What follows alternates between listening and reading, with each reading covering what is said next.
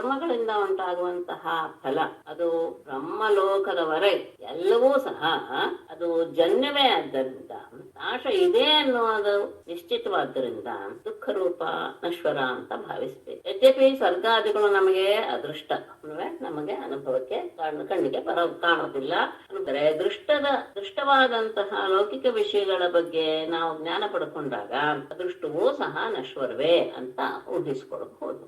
ಅಂದ್ರೆ ಇದರಲ್ಲಿ ವಿದ್ವಾಂಸನಾದವನು ಇದನ್ನ ಊಹಿಸ್ಕೊಳ್ಬಲ್ಲ, ಎಲ್ಲರಿಗೂ ಇದು ಸಾಧ್ಯ ಇಲ್ಲ. ಅದಕ್ಕೇನೆ ವಿಪಶ್ಚಿತ್ ಅಂತ ಹೇಳಿದ್ದಾರೆ. ಅಂತಹ ವ್ಯಕ್ತಿ ಮಾತ್ರ ದೃಷ್ಟದಂತೆಯೇ ಅದೃಷ್ಟವೂ ನಶ್ವರ ಅಂತ ಭಾವಿಸ್ತಾರೆ, ಊಹಿಸ್ಕೊಳ್ತಾನೆ. ಹಾಗಾಗಿ ಅದರ ಬಗ್ಗೆನ ಹೆಚ್ಚು ಪ್ರಯತ್ನ ಪಡೋದಿಲ್ಲ. ಭಕ್ತಿಯೋಗದ ಬಗ್ಗೆ ನಾನು ಈಗಾಗಲೇ ಹೇಳಿದ್ದೇನೆ. ಆದರೂ ಸಹ ಭಕ್ತಿಯ ದೃಢತೆ ಯಾವುದರಿಂದ ಬರುತ್ತೆ, ಅದಕ್ಕೆ ಅತ್ಯಂತ ಉತ್ತಮವಾದ ಕಾರಣ ಯಾವುದು ಅನ್ನೋದನ್ನ ನಾನು ನಿನಗೆ ಮತ್ತೆ ಹೇಳ್ತೇನೆ. ಯಾಕೆ ಅಂದ್ರೆ ನಿನ್ನ ಬಗ್ಗೆ ನನಗೆ ಇರುವಂತಹ ಅತೀವ ಸ್ನೇಹವೇ ಅದಕ್ಕೆ ಕಾರಣ. ನನ್ನ ಅಮೃತಮಯವಾದಂತಹ ಕಥೆಯನ್ನ ಶ್ರವಣ ಮಾಡುವುದು, ಅದರಲ್ಲಿ ನಿರಂತರವಾದ ಆದರ, ಆ ಶ್ರವಣವನ್ನ ಮಾಡಿದ ಮೇಲೆ ಆ ಕಥೆಯನ್ನ ಹೇಳ್ತಾ ಇರೋದು, ಇನ್ನೊಬ್ಬರಿಗೆ ತಿಳಿಸ್ತಾ ಇದ್ದಾಗ ಮತ್ತೆ ಮತ್ತೆ ಮನಸ್ಸು ಅದರಲ್ಲಿ ತನ್ನನ್ನ ತೊಡಗಿಸ್ಕೊಳ್ಳುತ್ತೆ. ನನ್ನ ಪೂಜೆಯಲ್ಲಿ ನಿಷ್ಠೆ, ಸ್ತೋತ್ರಗಳಿಂದ ನನ್ನನ್ನ ಸ್ತುತಿ ಮಾಡೋದು, ಸೇವೆ ಮಾಡುವಂತಹ ವಿಧಾನಗಳಲ್ಲಿ ಅತ್ಯಂತ ಆಸಕ್ತಿ, ಸಾಷ್ಟಾಂಗ ಪ್ರಣಾಮ, ನನ್ನ ಭಕ್ತರನ್ನು ವಿಶೇಷವಾಗಿ ಗೌರವಿಸುವುದು, ಎಲ್ಲರಲ್ಲಿಯೂ ನಾನಿದ್ದೀನಿ ಅನ್ನುವಂತಹ, ಮತ್ತೆ ನನ್ನ ಸೇವೆಗೋಸ್ಕರನೇ ಇಡೀ ಜೀವನದ ವ್ಯವಹಾರ, ಲೌಕಿಕ ವ್ಯವಹಾರ ಇರಬೇಕು. ಮಾತು ಸಹ ನನ್ನ ಗುಣಗಳನ್ನೇ ಕೆತ್ತಿಸುವಂಥದ್ದು, ಮನಸ್ಸನ್ನ ನನ್ನಲ್ಲೇ ನೆಲೆಗೊಳಿಸಿರುವುದು, ಎಲ್ಲ ಇಚ್ಛೆಗಳ ತ್ಯಾಗ, ನನ್ನನ್ನ ಆರಾಧಿಸಬೇಕು ಅನ್ನೋ ಉದ್ದೇಶದಿಂದಲೇ ಹಣ, ಭೋಗ ಸಾಮಗ್ರಿ, ಸುಖ ಇವೆಲ್ಲವನ್ನು ತ್ಯಾಗ ಮಾಡುವುದು. ಮತ್ತೆ ಯಾಗ, ದಾನ, ಹೋಮ, ಜಪ, ವ್ರತ, ತಪಸ್ಸು ಇವೆಲ್ಲವೂ ಸಹ ಪರಮಾತ್ಮನಿಗೋಸ್ಕರವೇ ಎನ್ನುವ ಭಾವದಿಂದ ಅದನ್ನ ಆಚರಣೆ ಮಾಡೋದಿದೆಯಲ್ಲ, ಅದು ಭಕ್ತಿಯ ದೃಢತೆಗೆ ಕಾರಣವಾಗಿದೆ. ಹೀಗೆ ಸರ್ವಸ್ವವನ್ನೂ ನನಗೆ ಸಮರ್ಪಣ ಮಾಡುವಂತಹ ಮನುಷ್ಯರಿಗೆ ಸಹಜವಾಗಿಯೇ ಆ ಧರ್ಮ ಅನುಷ್ಠಾನಗಳಿಂದ ನನ್ನಲ್ಲಿ ಪ್ರೇಮ ರೂಪವಾದ ಭಕ್ತಿ ಬೆಳೆಯುತ್ತೆ. ಆಗ ಆ ಭಕ್ತನಿಗೆ ಭಕ್ತಿಯನ್ನು ಬಳಸೋದಕ್ಕೆ ಸಾಧ್ಯವಾಗ್ಲಿ ಸಾಧ್ಯ ಆಗೋಗಿದೆ. ಹಾಗಾಗಿ ಸಾಧನವು ಬೇಡ. ಈ ಪರಿಸ್ಥಿತಿಗೆ ಅವನು ಬಂದು ನಿಂತಿರ್ತಾನೆ. ಕೇವಲ ಮನಸ್ಸು ಪರಮಾತ್ಮನನ್ನು ನೆಲೆಗೊಳಿಸಿರುವಂತ. ಯಾವಾಗ ಮಾನವ ಶಾಂತನಾಗಿ ಸಾತ್ವಿಕವಾದಂತಹ ತನ್ನ ಮನಸ್ಸನ್ನ ಆತ್ಮ ಸ್ವರೂಪನಾದಂತಹ ನನಗೇ ಅರ್ಪಿಸಿ ಬಿಡುತ್ತಾನೋ, ಆಗ ಧರ್ಮ, ಜ್ಞಾನ, ವೈದ್ಯ, ಐಶ್ವರ್ಯಗಳನ್ನು ಅವನು ಖಂಡಿತ ಪಡಿತಾನೆ. ಇದಕ್ಕೆ ವಿರುದ್ಧವಾಗಿ ದೇಹ, ಮನೆ ಮೊದಲಾದವುಗಳಲ್ಲಿ ಮನಸ್ಸನ್ನ ಅರ್ಪಿಸಿದರೆ, ಲೌಕಿಕ ವಿಷಯದಲ್ಲಿ ಅರ್ಪಿಸಿದರೆ, ಇಂದ್ರಿಯಗಳು ತೋರಿಸಿದ ಕಡೆಗೆ ಆ ಮನಸ್ಸು ಓಡೋದಕ್ಕೆ ಶುರುವಾಗತ್ತೆ. ಆಗ ಚಿತ್ತ ರಜೋಮಯವಾಗೋದ್ರಿಂದ ಅಸದ್ವಸ್ತುವಿನಲ್ಲಿ ಅದು ತನ್ನನ್ನ ನೆಲಾಗ ಫಲವು ಯಾವ್ದು ಸಿಗುತ್ತೆ? ಮೇಲೆ ಹೇಳಿದ ಧರ್ಮ, ಜ್ಞಾನಕ್ಕೆ ವಿರುದ್ಧವಾದಂತಹ ಫಲಗಳೇ ಸಿಗುತ್ತವೆ. ನನ್ನಲ್ಲಿ ಚಿತ್ತನ್ನು ಅರ್ಪಿಸಿದರೆ ಧರ್ಮಾದಿ ಫಲಗಳಾಗತ್ತೆ ಅಂತ ಹೇಳಿದ್ನಲ್ಲ, ಆ ಧರ್ಮ ಅಂದ್ರೆ ಏನು ಅಂದ್ರೆ ನನ್ನಲ್ಲಿ ಭಕ್ತಿಯನ್ನು ಉಂಟು ಮಾಡುವ ಸಂಸ್ಕಾರ ಯಾವುದಿದೆಯೋ ಅದೇನೇ ಧರ್ಮ. ಜ್ಞಾನ ಅಂದ್ರೆ ಇರುವುದು ಒಂದೇ ಎನ್ನುವ, ಎಲ್ಲ ಕಡೆ ಒಬ್ಬನೇ ಏಕಮೇವಾದ್ವಿತೀಯಂ ಬ್ರಹ್ಮ ಎನ್ನುವಂತಹ ಜ್ಞಾನ, ಅದೇ ನಿಜವಾದ ಜ್ಞಾನ. ವೈರಾಗ್ಯ ಅಂದ್ರೇನು? ವಿಷಯಗಳಲ್ಲಿ ಅನಾಸಕ್ತಿ. ಐಶ್ವರ್ಯ ಯಾವುದು? ಅಣಿಮಾದಿ ಸಿದ್ಧಿಯೇ ಐಶ್ವರ್ಯ ಅಂತ ಹೇಳಿದ ಮೇಲೆ ಉತ್ಸವ ಮತ್ತೆ ಪ್ರಶ್ನೆ ಮಾಡ್ತಾನೆ. ಯಮ ನಿಯಮಗಳೆಷ್ಟು? ಶಮದ ಮತ್ತು ಭಿಕ್ಷಾಕೃತಿಗಳು ಅಂದ್ರೆ ಏನು? ದಾನ ತಪಸ್ಸು ಅಂದ್ರೆ ಏನು? ದಾನ ತಪಸ್ಸು, ಶೌರ್ಯ ಇತ್ಯಾದಿ ಸತ್ಯಋತ ತ್ಯಾಗಗಳ ಲಕ್ಷಣ ಯಾವುದು? ಶ್ರೇಷ್ಠವಾದ ಧನ ಯಾವುದು? ಯಜ್ಞ ದಕ್ಷಿಣಗಳ ಸ್ವರೂಪ, ಮನುಷ್ಯನಿಗೆ ನಿಜವಾದ ಬಲ, ಭಾಗ್ಯ ಯಾವುದು? ಲಾಭ ಯಾವುದು? ಉತ್ತಮವಾದ ವಿದ್ಯೆ, ಲಜ್ಜೆ, ಸಂಪತ್ತು, ಸುಖ ದುಃಖ ಇವುಗಳ ಸ್ವರೂಪ ಏನು? ಪಂಡಿತ ಅಂದ್ರೆ ಯಾರು? ಮೂರ್ಖ ಅಂದ್ರೆ ಯಾರು? ಎಲ್ಲ ಬೇಕಾದಂತಹ ಎಲ್ಲ ಪ್ರಶ್ನೆಗಳನ್ನು ಕೇಳ್ಬಿಟ್ಟಿದ್ದಾನೆ. ಮಾರ್ಗ ಯಾವುದು?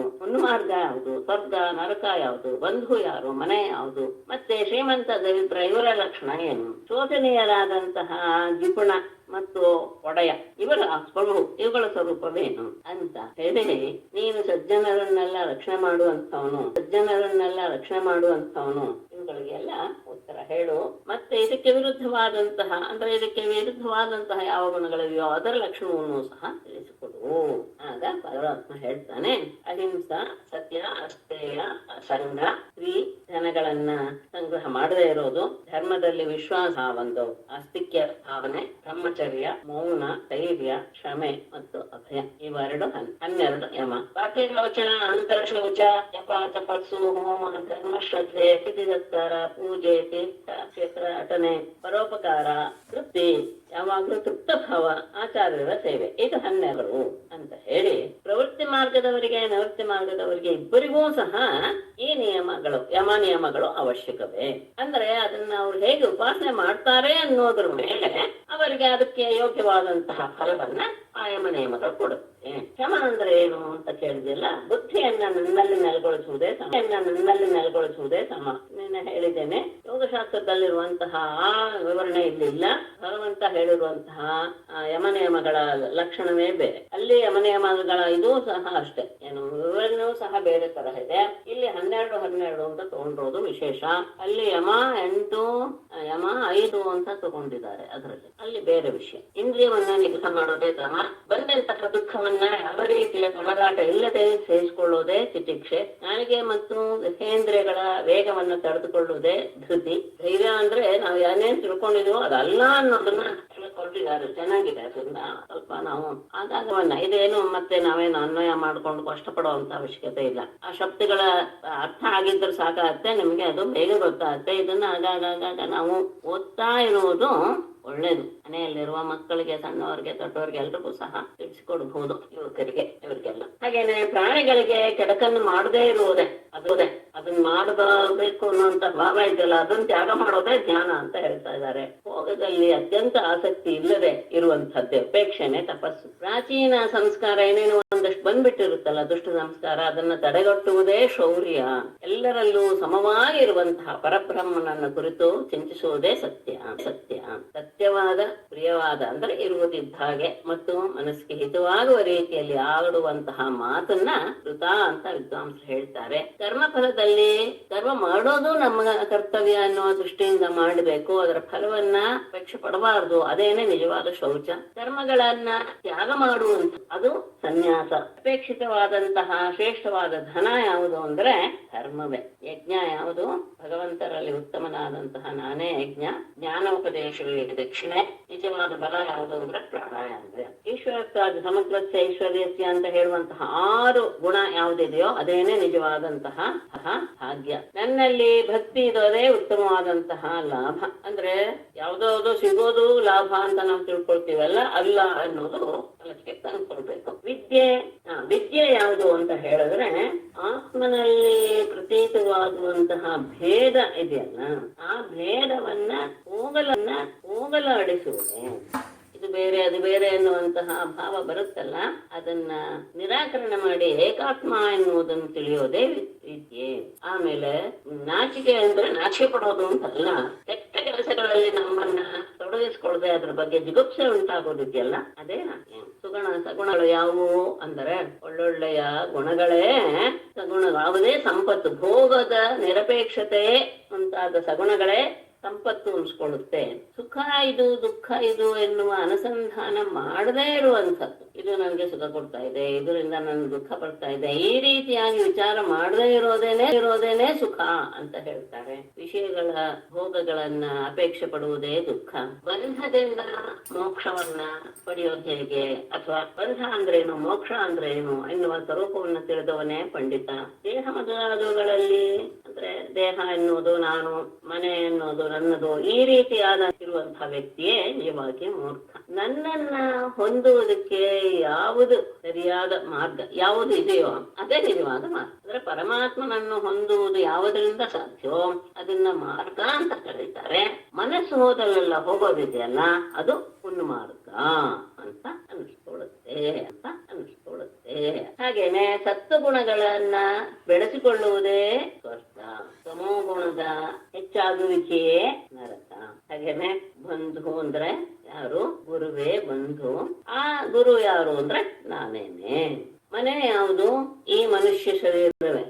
ಇದರಲ್ಲಿ ತಪ್ಪೆ ಆತ್ಮನ ಭೋಗಾಯಕರಂ ಶರೀರಂ ಅಂತ. ಆತ್ಮನಿಗೆ ಅನುಭವಿಸೋದಕ್ಕೆ ಯಾವುದು ಬೇಕೋ ಅದೇ ಶರೀರ.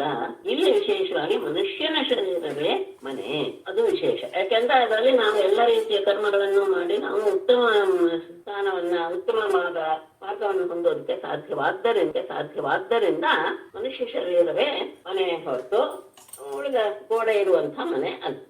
ಗುಣಗಳಿಂದ ಕೂಡಿದಂಥವನೇ ಶ್ರೀಮಂತ ಅನಿಸ್ಕೊಳ್ತಾನೆ ಹೊರತು ಐಶ್ವರ್ಯದಿಂದ ಕೂಡಿದವನ ಅಲ್ಲ. ಯಾರು ಯಾವಾಗಲೂ ಸಹ ತೃಪ್ತಿಯನ್ನೇ ಹೊಂದದೇ ಇರುವಂಥವನಿದಾನಲ್ಲ ಅವನೇ ದರಿದ್ರ, ಅಂದ್ರೆ ಅವನೇ ಬಡವ. ಹಾಗೇನೆ ವಿಷಯ ಸುಖಗಳಲ್ಲಿ ಯಾರು ಸಿಕ್ಕಾಕಿಕೊಂಡಿಲ್ವೋ ಅದು ಬಹಳ ಮುಖ್ಯ. ಅವನು ಪ್ರಭುವೇ ಹೊರತು ರಾಜಾದಿಗಳು ಅಲ್ಲ. ಅದೇನೆ ಗುಣದಲ್ಲಿ ತನ್ನನ್ನ ತೊಡಗಿಸಿಕೊಂಡು ಬಿಟ್ರೆ ಅವನು ಎಲ್ಲರಿಗೂ ದಾಸನಾನೆ. ಹೀಗೆ ಪ್ರತಿಯೊಂದಕ್ಕೂ ಸಹ ಅದಕ್ಕೆ ವಿರುದ್ಧವಾದದ್ದನ್ನೇ ಅದರ ವಿರುದ್ಧವಾದ ಗುಣಗಳ ಲಕ್ಷಣ ಅಂತ ತಿಳ್ಕೊಳ್ಬೇಕು ಅನ್ನೋದನ್ನ ಹೇಳಿ ಎಲ್ಲವನ್ನೂ ಹೇಳಿ ಕೊನೆಯಲ್ಲಿ ಒಂದು ಮಾತು ಹೇಳಿಬಿಡ್ತಾನೆ. ಗುಣ ದೋಷದ ಬಗ್ಗೆ ಹೇಳಿದೆ, ಹೆಚ್ಚು ಏನು ಹೇಳೋದು ಅವಶ್ಯಕತೆ ಇಲ್ಲ. ಸರಿಯಾಗಿ ಹೇಳೋದಾದ್ರೆ ಗುಣದೋಷ ದೃಷಿ ದೋಷ, ಈ ವಾಕ್ಯವನ್ನು ಗಟ್ ಮಾಡಿ ಇಟ್ಕೊಳ್ಳಿ, ಯಾವ್ದಾದ್ರು ಪುಸ್ತಕದಲ್ಲಿ ಬರೆದಿಟ್ಟು. ದೋಷ ಎನ್ನುವುದನ್ನ ನಾವು ಹುಡುಕಿ ನಾವು ಅದರಲ್ಲಿ ವಿಮರ್ಶೆ ಮಾಡ್ತೀವಲ್ಲ, ಅದೇನೇ ದೋಷ ಅಂತ ಹೇಳ್ತಾರೆ. ಉಭಯವರ್ಜಿತ ಗುಣ, ಈ ಎರಡನ್ನೂ ನಾವು ಲೆಕ್ಕಕ್ಕೆ ತಂದುಕೊಳ್ಳದೆ ಇರೋದೇ ತಟಸ್ಥವಾಗಿರೋದು. ಇದು ಗುಣ ಇದು ದೋಷ ಅಂತ ಹೇಳಿದಾಗ ನಾವು ಅದರ ಬಗ್ಗೆ ಹೆಚ್ಚು ಪ್ರಯತ್ನ ಪಡಕ್ಕೆ ಶುರು ಮಾಡ್ತೇವೆ.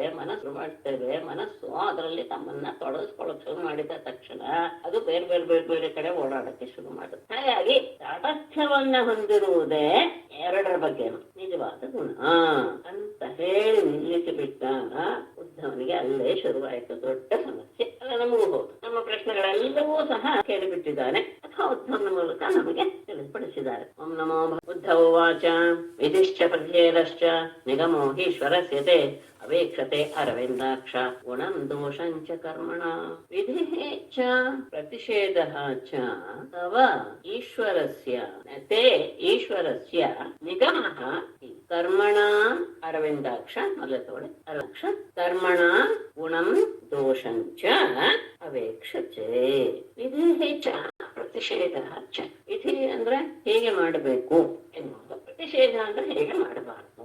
ಏತದ್ ಕರ್ತವ್ಯಂ ಏತದ್ ನ ಕರ್ತವ್ಯಂ ಎನ್ನುವಂತಹದ್ದಿದೆಯಲ್ಲ, ಅದು ಈಶ್ವರಸ್ಯ ಎಲ್ಲದಕ್ಕೂ ಒಡೆಯನಾದಂತಹ ನಿನ್ನ ನಿಗಮಃ ಈ ಆಜ್ಞಾರೂಪವಾದಂತಹ ವೇದವೇ ಆಗಿದೆ. ಎಲ್ಲದಕ್ಕೂ ನಾವು ಪ್ರಮಾಣವನ್ನ ಒಪ್ಕೊಳ್ಳೋದು ಯಾವುದನ್ನ?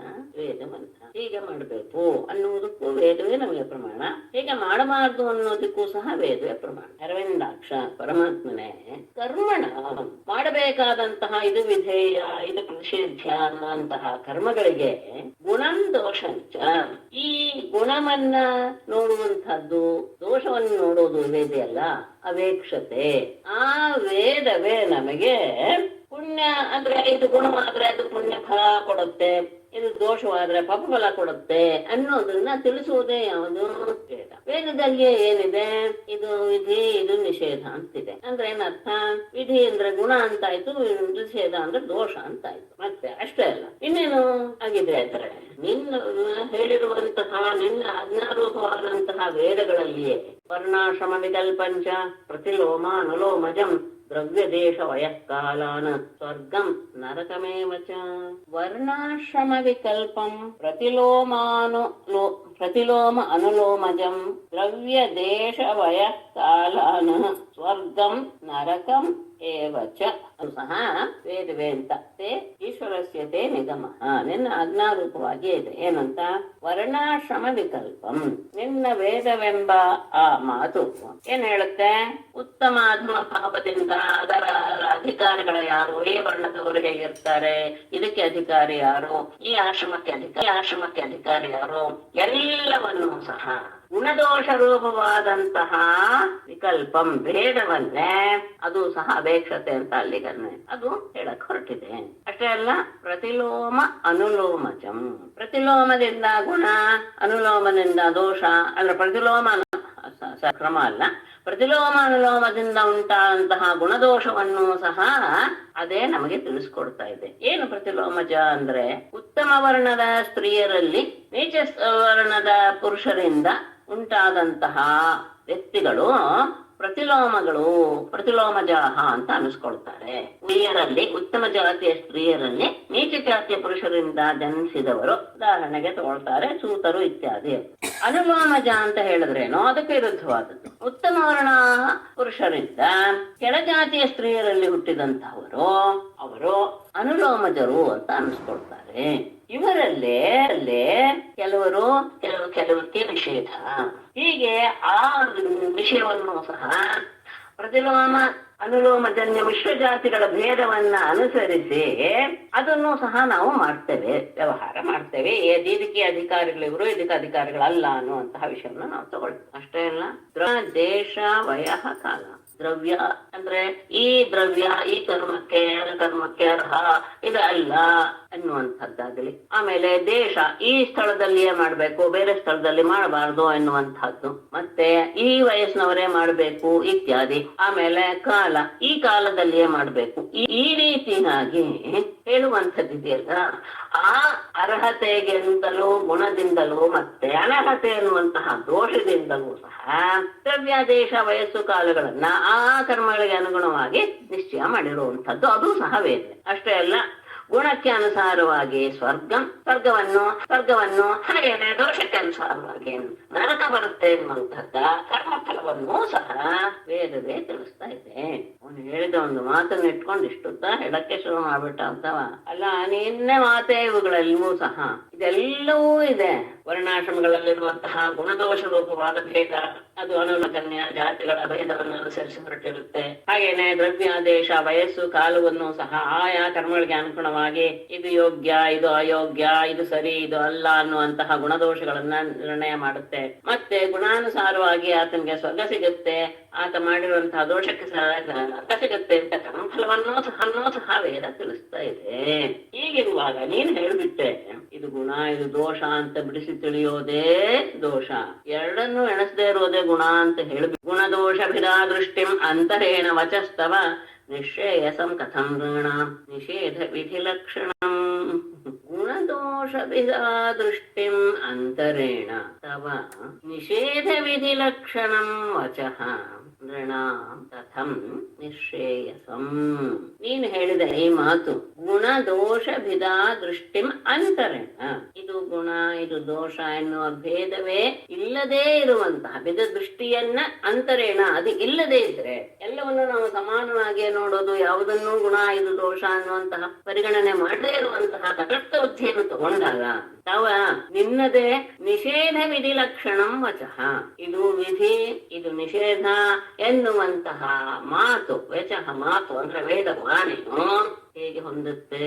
ಅಷ್ಟೇ ಅಲ್ಲ, ನೃಣಾಂ ಕಥಂ ನಿಶ್ರೇಯಸಂ, ಹಾಗೆ ಅಲ್ಲ ಆ ರೀತಿಯ ವಿಧಿ ನಿಷೇಧ ವಾಕ್ಯಗಳನ್ನು ನಾವು ಒಪ್ಕೊಳ್ಳದೆ ಇದ್ರೆ, ಅವುಗಳು ಇಲ್ಲದೆ ಇದ್ದಿದ್ರೆ ಜನರಿಗೆ ಶ್ರೇಯಸ್ಸು ನಿಶ್ರೇಯಸ ಅನ್ನೋದು ಸಿಗೋದಾದ್ರೂ ಹೇಗೆ? ಲೋಕದಲ್ಲಿ ಇರುವಷ್ಟು ದಿವಸ ಅವರು ಸುಖವಾಗಿರ್ಬೇಕು, ಆಮೇಲೂ ಸಹ ಅವರು ಮೋಕ್ಷವನ್ನು ಪಡಿಬೇಕು. ಈ ರೀತಿಯಾದಂತಹ ಶ್ರೇಯ ಮಾರ್ಗವನ್ನ ಜನರು ಪಡೆಯೋದಾದ್ರೂ ಹೇಗೆ? ಈ ಗುಣದೋಷ ಬಿಟ್ಟು ಬಿಟ್ರೆ ನಿನ್ನ ಮಾತಿನಲ್ಲಿರುವ ವಿಧಿ ನಿಷೇಧ ವಾಕ್ಯಗಳನ್ನ ಇಟ್ಟುಕೊಳ್ಳದೆ ಹೋದ್ರೆ ಜನರಿಗೆ ನಿಶ್ರೇಯಸ ಸಿಗುವುದಾದ್ರೂ ಹೇಗೆ ಅಂತ ಹೇಳಿ, ಪಿತೃದೇವ ಮನುಷ್ಯಾಣಾಂ ವೇದಶ್ಚಕ್ಷುಸ್ತವೇಶ್ವರ ಶ್ರೇಯಸ್ತು ಅನುಪಲಬ್ಧೇರ್ಥೆ ಸಾಧ್ಯ ಸಾಧನಯೋರಪಿ. ಇಲ್ಲಿ ಪೀಠಿಗೆ ತಗೊಳ್ತಾರೆ, ಪಿತೃದೇವತೆಗಳು ದೇವತೆಗಳು ಎಲ್ಲರೂ ಸಹ ಸರ್ವಜ್ಞರೇ ಆಗಿರೋದ್ರಿಂದ ಅವರಿದೆಲ್ಲವನ್ನು ತಿಳ್ಕೊಂಡೋದ್ರಿಂದ ಅವ್ರು ನಿಮ್ಗೆ ತಿಳಿಸ್ತಾರಲ್ಲ, ಸಾಕು ಹೀಗಿರಿ ಅಂತ ಹೇಳಿದ್ರೆ ಸಾಕು, ನೀವು ಗುಣದೋಷವನ್ನ ವಿಮರ್ಶೆ ಮಾಡೋದು ಬೇಡ ಅಂದರೆ ಅವರಿಗೂ ಸಹ ನೀನೇ ನಿನ್ನ ವೇದವೇ ಅಲ್ವಪ್ಪ ಕಣ್ಣು. ಪಿತೃದೇವ ಮನುಷ್ಯ ಈಶ್ವರ ತವ ವೇದ ಚಕ್ಷು ಅನುಪಲಬ್ಧೇ ಅರ್ಥೆ ಸಾಧ್ಯ ಸಾಧನಯೋ ಅಪಿ ಶ್ರೇಯ. ಪಿತೃಗಳಿಗಾಗಲಿ ಪಿತೃದೇವ ಮನುಷ್ಯಾಣ, ಪಿತೃಗಳಿಗಾಗಲಿ ದೇವತೆಗಳಿಗಾಗಲಿ ಅಥವಾ ಎಲ್ಲವನ್ನ ಇರತಂತಹ ಮನುಷ್ಯರಿಗಾಗಲಿ ಅವ್ರು ಹೇಳ್ತಾರೆ ಅಂದ್ರೆ ಅವರಿಗೂ ಈಶ್ವರ ಪರಮಾತ್ಮನೇ ತವ ವೇದ ಚಕ್ಷು, ನಿನ್ನ ವೇದವೇ ಅಂದ್ರೆ ನಿನ್ನ ವಾಕ್ಯ ರೂಪವಾದಂತಹ ವೇದವೇ ಅವರಿಗೆ ಚಕ್ಷು ಅಂದ್ರೆ ಕಣ್ಣಿನ ಹಾಗೆ ಶ್ರೇಷ್ಠವಾದಂತಹ ಪ್ರಮಾಣ. ಯಾಕೆ ಅಂದ್ರೆ ಅನುಪಲಬ್ಧೆ ಅರ್थे. ಇದು ವೇದ ಹೇಳಿದೆ ಅನ್ನೋದೇ ನಮ್ಗೆ ಪ್ರಮಾಣ, ಸರ್ಕಾರಿ ಲೋಕಗಳಿದೆ ಅನ್ನೋದು. ಹಾಗಾಗಿ ಬೇರೆ ಪ್ರಮಾಣದಿಂದ ಅನುಪಲಬ್ಧೆ ಅರ್थे, ಬೇರೆ ಪ್ರಮಾಣದಿಂದ ಗೊತ್ತಾಗದೇ ಇರುವಂತ ಸ್ವರ್ಗಾದಿ ಫಲದಲ್ಲಾಗಲಿ ಅಥವಾ ಮೋಕ್ಷದಲ್ಲಿಯೇ ಆಗಲಿ ಸಾಧ್ಯ ಸಾಧನೆಯೋ ಅಪಿ, ಇದು ಈ ಕೆಲಸ ಮಾಡಿದ್ರೆ ಇದು ಸಾಧ್ಯ, ಇದು ಫಲ ಸಿಗುತ್ತೆ, ಈ ಫಲ ಸಿಗುತ್ತೆ, ಸಾಧ್ಯ ಫಲ ಇದು, ಆ ಫಲಕ್ಕೆ ಇದು ಸಾಧನ ಅಂತ ಸಾಧ್ಯ ಮತ್ತು ಸಾಧನವನ್ನ ಗೊತ್ತು ಮಾಡುವುದರಲ್ಲಿಯೂ ಸಹ ಶ್ರೇಯ. ನಿನ್ನ ಆ ವೇದ ಎನ್ನುವ ಮಾತೇ ಅದು ಅತ್ಯಂತ ಪ್ರಮಾಣಭೂತವಾಗಿದೆ. ಯಾರಿಗೂ ಎಲ್ಲರಿಗೂ ಸಹ ಪಿತೃಗಳಿಗಾಗಲಿ ದೇವತೆಗಳಿಗಾಗಲಿ ಸರ್ವಜ್ಞರಾದಂತಹ ಮನುಷ್ಯರಿಗೆ ಆಗಲಿ ನಿನ್ನ ಮಾತು ಎನ್ನುವಂತಹ ವೇದವೇ ಪರಮ ಪ್ರಮಾಣ. ಅದು ಕಣ್ಣಿನ ರೂಪದಲ್ಲಿದೆ, ಅಂದ್ರೆ ಕಾಣೋ ಹಾಗೆ ಇದೆ. ಯಾಕೆ ಅಂದ್ರೆ ಯಾವುದೇ ಒಂದು ಫಲವನ್ನ ಇಟ್ಕೊಂಡು ನಾವು ಕೆಲಸ ಮಾಡಕ್ ಹೊರಟಾಗ ಅದು ನಮಗೆ ಕಣ್ಣಿಗೆ ಕಾಣದೇ ಇರುವಂತದ್ದು, ಅದು ಬೇರೆ ಪ್ರಮಾಣದಿಂದ ಗೊತ್ತಾಗದೇ ಇರುವಂತದ್ದು ಸ್ವರ್ಗಾದಿ ಫಲವಾಗ್ಬೋದು ಅಥವಾ ಮೋಕ್ಷವೇ ಆಗ್ಬೋದು. ಅಂತಹ ಸಂದರ್ಭದಲ್ಲಿ ನೋಡಿಪ್ಪ, ಸ್ವರ್ಗಾದಿ ಫಲ ಬೇಕಾದ್ರೆ ಇದು ಸ್ವರ್ಗಾದಿ ಫಲ, ಇದಕ್ಕೆ ಸಾಧನ ಇದು, ಮೋಕ್ಷ ಬೇಕಾದ್ರೆ ಹೀಗೆ ವ್ಯವಹಾರ ಮಾಡಬೇಕು, ಹೀಗೆ ನಿಯಮ ಮಾಡಿ ಗೊತ್ತುಪಡಿಸುವುದರಲ್ಲಿ ವೇದವೇ ಶ್ರೇಯ, ಅತ್ಯಂತ ಶ್ರೇಷ್ಠವಾದ ಚಕ್ಷುಸ್ಸಿನ ರೂಪದಲ್ಲಿ ಇದೆ. ಮತ್ತೆ ಗುಣದೋಷದ ಜ್ಞಾನವೂ ಸಹ ಬರೋದು ಯಾವುದರಿಂದ? ನೀನು ಹೇಳಿರುವ ವೇದದಿಂದ. ಗುಣದೋಷ ಭಿದಾ ದೃಷ್ಟಿ ನಿಗಮಾತ್ತೆ ನಹಿ ಸ್ವತಃ ನಿಗಮೇನ ಅಪವಾದಶ್ಚ ವಿಧಾಯ ಭಿದಾಯಾಹ ಇತಿ ನಮಃ. ಗುಣದೋಷ ಭಿದಾ ದೃಷ್ಟಿ ತೇ ನಿಗಮಾತ್ ನ ಸ್ವತಃ ನಿಗಮೇನ ಭಿದಾಯಾಹ ಅಪವಾಚ ಇತಿ ನಮಃ. ಶಾಸ್ತ್ರದಲ್ಲಿ ಹೇಳಿರುವಂತದ್ದು ಭೇದ ದೃಷ್ಟಿ, ಅದು ಎಲ್ಲಿಂದ ಬಂತು? ಶಾಸ್ತ್ರದಿಂದ, ನಿಗಮದಿಂದಲೇ ಬಂತು. ಗುಣದೋಷ ಭಿದಾ ದೃಷ್ಟಿ, ಇದು ಗುಣ ಇದು ದೋಷ ಎನ್ನುವಂತಹ ಭೇದ ದೃಷ್ಟಿ ಇದೆಯಲ್ಲ, ಅದು ನಿನ್ನ ಆಜ್ಞಾ ತೇ ನಿಗಮಾತ್, ನಿನ್ನ ಆಜ್ಞಾರೂಪವಾದ ವೇದದಿಂದಲೇ ಹುಟ್ಟಿದೆಯೇ ಹೊತ್ತು ನ ಸ್ವತಃ, ಅದು ಸ್ವತಂತ್ರವಾಗಿ ಅಂತೂ ಹುಟ್ಟಿದ್ದಲ್ಲ ತಾನೆ. ಯಾಕೆಂದ್ರೆ ಯಾವುದನ್ನಾದ್ರೂ ವಿಧಿಸಬೇಕಾದ್ರೆ ನೋಡಿಪ್ಪ ಇದರಲ್ಲಿ ಗುಣ ಇದೆ ಹಾಗಾಗಿ ಇದು ನೀವು ಮಾಡಿ, ನಿಷೇಧ ಮಾಡ್ಬೇಕಾದ್ರೆ ನೋಡಿ ಇದು ದೋಷ ಇದೆ ಹಾಗಾಗಿ ನೀವು ಮಾಡಬೇಡಿ ಅಂತ ಗುಣ ದೋಷ ಎರಡನ್ನೂ ಸಹ ವೇದದ ವಾಕ್ಯದಿಂದಲೇ ಎಲ್ಲರೂ ತಿಳಿದುಕೊಳ್ಬೇಕೇ ಹೊರತು. ಮತ್ತೆ ವೇದವೂ ಸಹ ಏನಾಗಿದೆ, ವೇದದ ಆ ಭಾಗದಿಂದಲೇ ಪ್ರತಿಯೊಬ್ಬರೂ ಸಹ ಅದನ್ನ ಆಶ್ರಯಿಸಿ ಹೋಗ್ತಾ ಇದ್ದಾರೆ. ಯಾಕೆ ಅಂದ್ರೆ ಸ್ಮೃತಿಯೂ ಸಹ ವೇದವನ್ನು ಅನುಸರಿಸಿ ಹೊರಟಿದೆ. ಆಮೇಲೆ ಶಾಸ್ತ್ರ ಅಂತ ನಾವು ಹೇಳಿದ್ರೆ ಶಾಸ್ತ್ರ ಏನು ಸ್ವತಂತ್ರವಾಗಿ ಹುಟ್ಟಿದ್ದಲ್ಲ, ವೇದದ ಪ್ರಮಾಣದಿಂದಲೇ ಹುಟ್ಟಿರೋದು. ಯಾಕೆ ಅಂದ್ರೆ ಅವನೇ ಹೇಳ್ಬಿಟ್ಟಿದ್ದಾನೆ ಪರಮಾತ್ಮನೇ, ಶ್ರುತಿ ಸ್ಮೃತಿ ಮಮೈವ ಆಜ್ಞೆ ಅಂತ. ಶ್ರುತಿ ಮತ್ತು ಶ್ರುತಿ ಇದೆರಡೂ ಸಹ ನನ್ನ ಆಜ್ಞೆ ಅಂತ ಹೇಳಿಬಿಟ್ಟಾಗ ವರ್ಣಾಶ್ರಮಗಳಲ್ಲಿ ದೇಶಕಾಲಾದಿಗಳಲ್ಲಿ ಇರುವ ಗುಣದೋಷವನ್ನ ಅವಲಂಬಿಸಿಯೇ ಶ್ರುತಿಯೂ ಹೇಳ್ತಾ ಇದೆ, ಅದನ್ನ ಆಶ್ರಯಿಸಿ ಸ್ಮೃತಿಯೂ ಸಹ ನಮ್ಗೆ ಹೇಳಿದೆ. ಹಾಗೆ ಅವುಗಳು ಪ್ರವೃತ್ತವಾಗಿದೆ. ಹಾಗಿರುವಾಗ ನಿಗಮೇನ ಆ ಇದರಿಂದಲೇ ನಿನ್ನ ಮಾತಿನಿಂದಲೇ ವಿದಾಯಾಹ ಅಪವಾದಶ್ಚ, ನಿಗಮದಿಂದಲೇ ನಮಗೆ ಅದರ ಜ್ಞಾನ ಬಂದಾಗ ಭೇದ ಎನ್ನುವುದನ್ನ ಅಪವಾದ ತಳ್ಳಿಬಿಡಬೇಕು ಅಂತ ಹೇಳಿದ್ರಲ್ಲ. ವಿದಾಯಾಹ ಅಂದ್ರೆ ಭೇದ ದೃಷ್ಟಿಯನ್ನ ಅಪವಾದ ತಳ್ಳಿ ಹಾಕಬೇಕು ಎನ್ನುವಂತಹ ಮಾತು ಸಹ ಬರ್ತಾ ಇರೋದು ಯಾವುದರಿಂದ?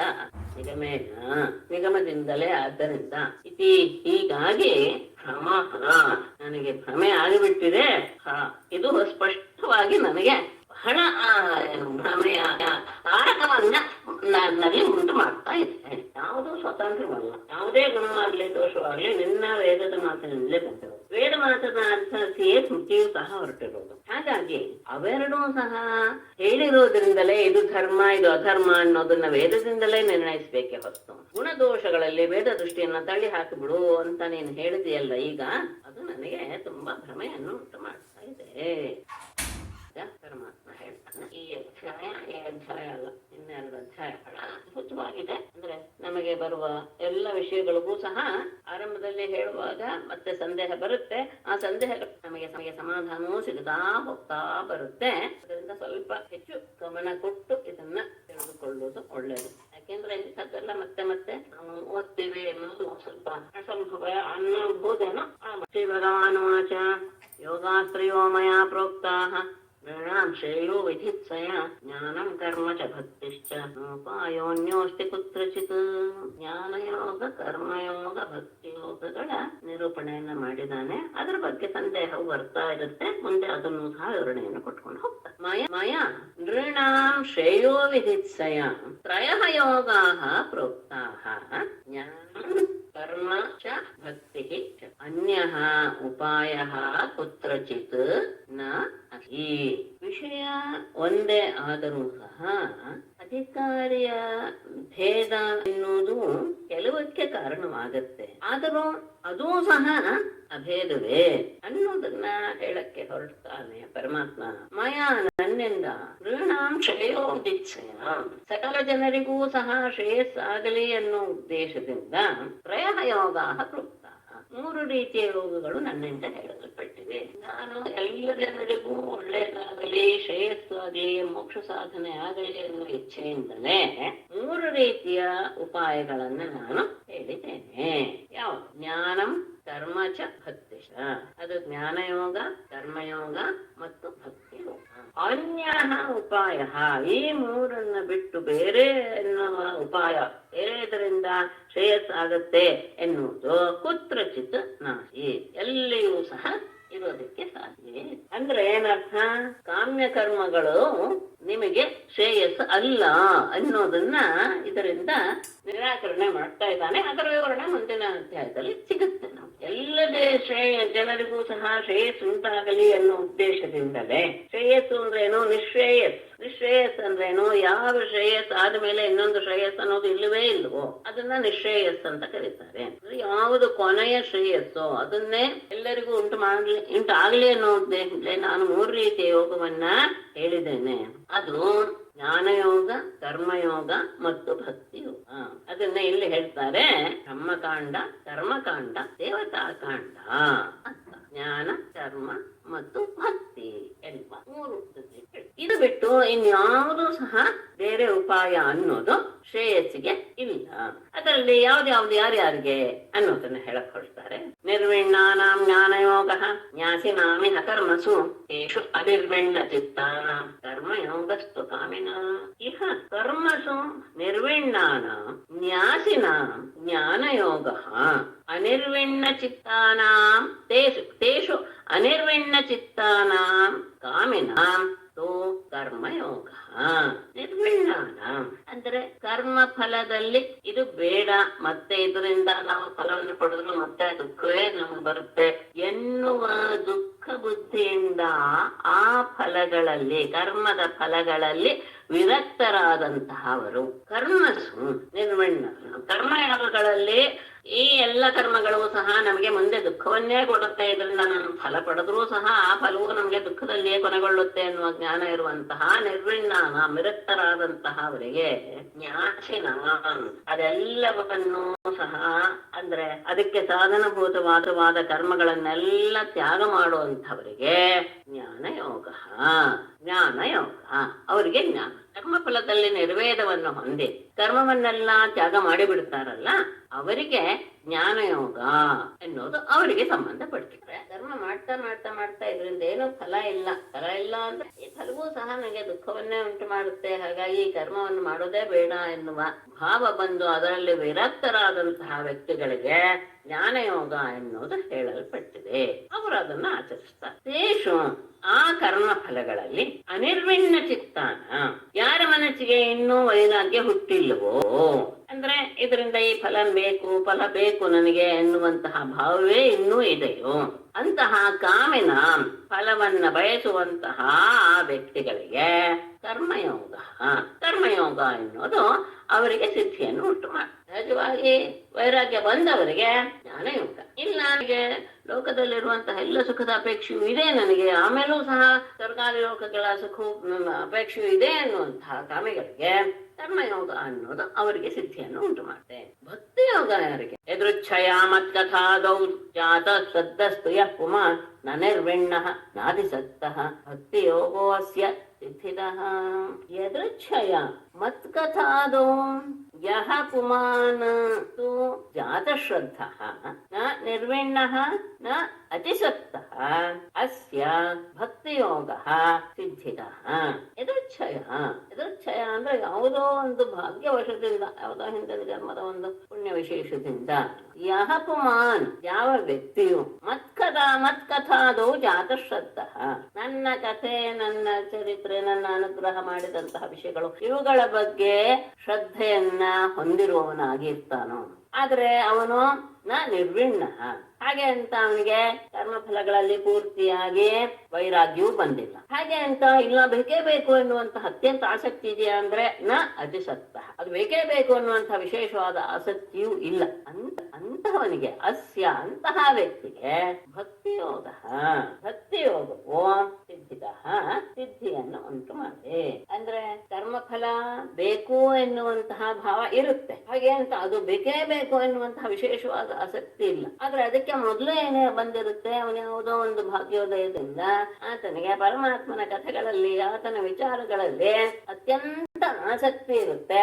ಅದ್ರ ಬಗ್ಗೆನೆ ಅವನು ಜೀವನದಲ್ಲಿ ಹೆಚ್ಚು ಸಮಯವನ್ನ ವ್ಯಯ ಮಾಡ್ತಾ ಇರ್ತಾನೆ ಅಂತ ಆದಾಗ ಅವನಿಗೆ ವೈರಾಗ್ಯ ಬಂದಿಲ್ಲ, ಹಾಗೆ ಅಂತ ಅವನು ತನ್ನ ಪೂರ್ತಿಯಾಗಿ ತೊಡ್ಸ್ಕೊಂಡಿದ್ದಾನೆ ಕರ್ಮದಲ್ಲಿ ಅಂದ್ರೆ ಅದೂ ಇಲ್ಲ.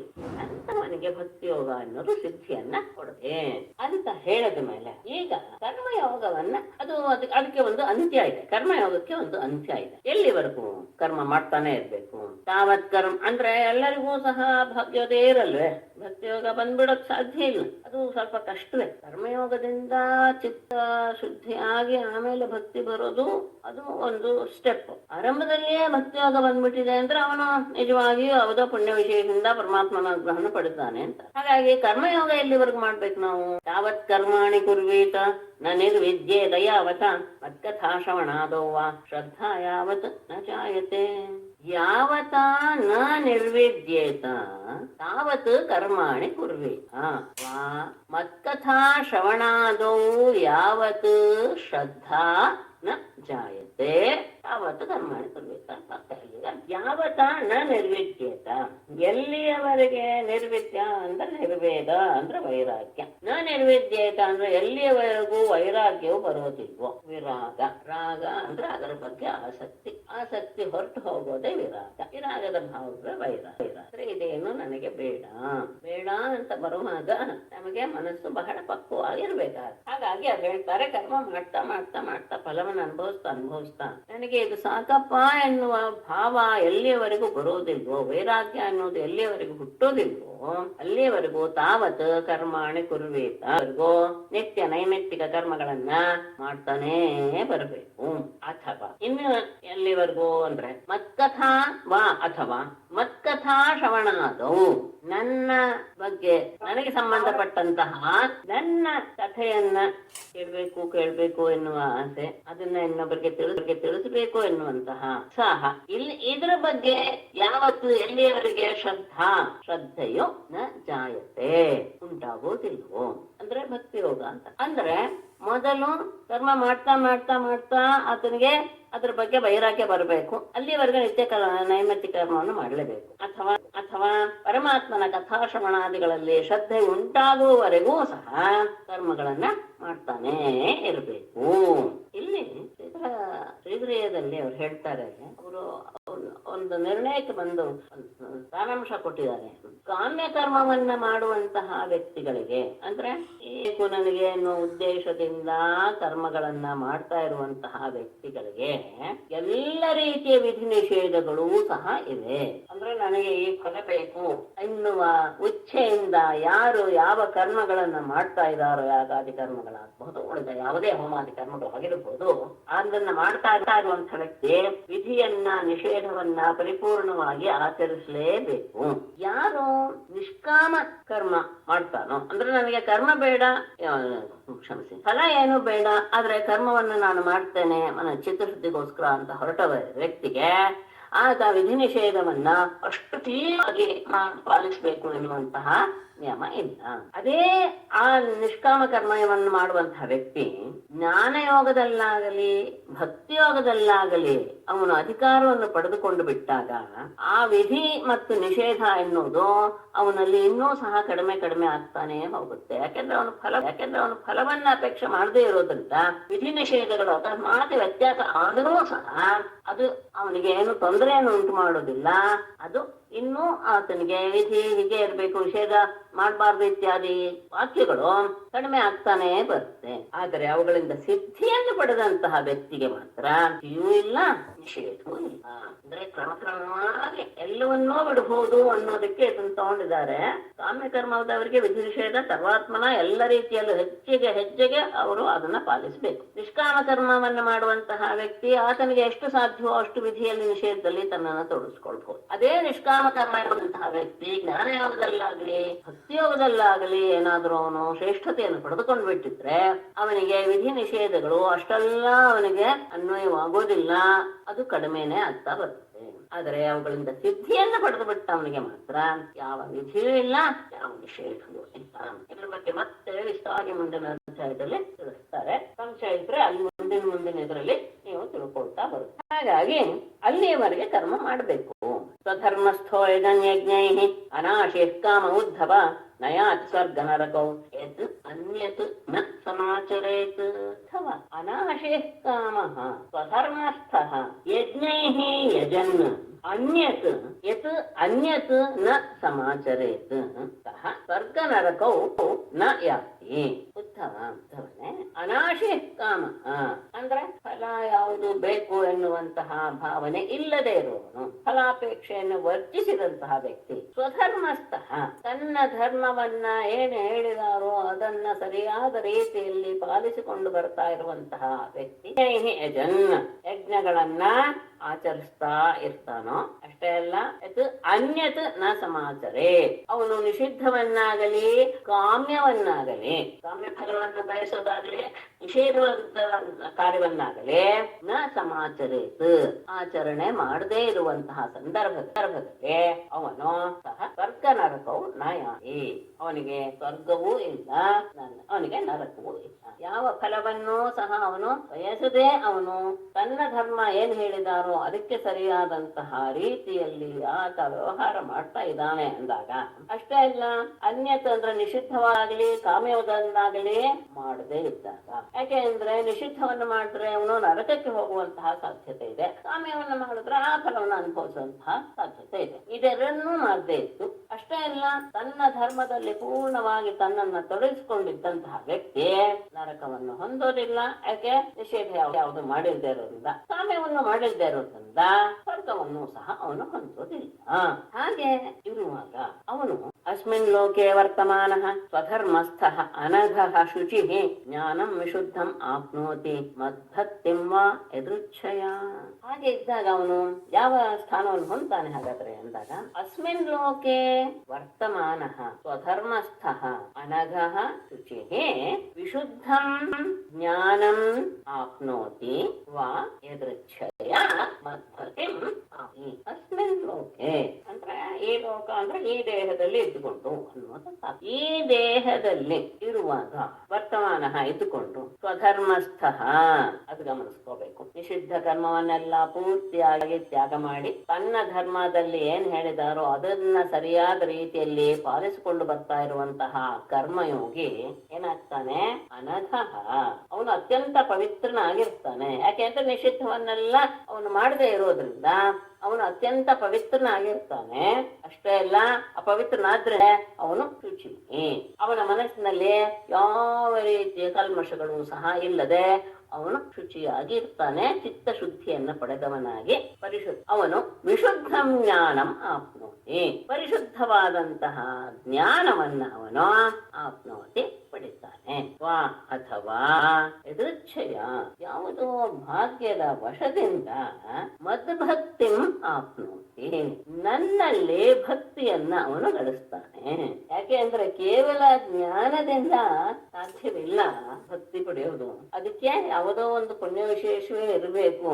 ಹಾಗಾಗಿ ಭಕ್ತಿ ಅಷ್ಟಾಗಿ ಬರೋದಿಲ್ಲ ಅನ್ನೋದ್ರಲ್ಲೇ ರುಚ್ಛಯ ಅಂತ ತಗೊಂಡಿದ್ದಾರೆ. ಕರ್ಮಯೋಗ ಜ್ಞಾನ ಯೋಗಕ್ಕೆ ಮತ್ತು ಭಕ್ತಿ ಯೋಗಕ್ಕೆ ಅದು ಒಂದು ರೀತಿಯ ಇದು ಪ್ಲಾಟ್ಫಾರ್ಮ್ ಅಂತ ಹೇಳ್ತೀವಲ್ಲ, ಭೂಮಿಕೆ. ಅದರಲ್ಲಿ ಭಕ್ತಿ ಯೋಗ ಎನ್ನುವುದು ಬಹಳ ಶ್ರೇಷ್ಠ ಎನ್ನುವುದನ್ನ ಈ ವಾಕ್ಯದಿಂದ ಪ್ರಕಟಪಡಿಸ್ತಾ ಇದ್ದಾನೆ.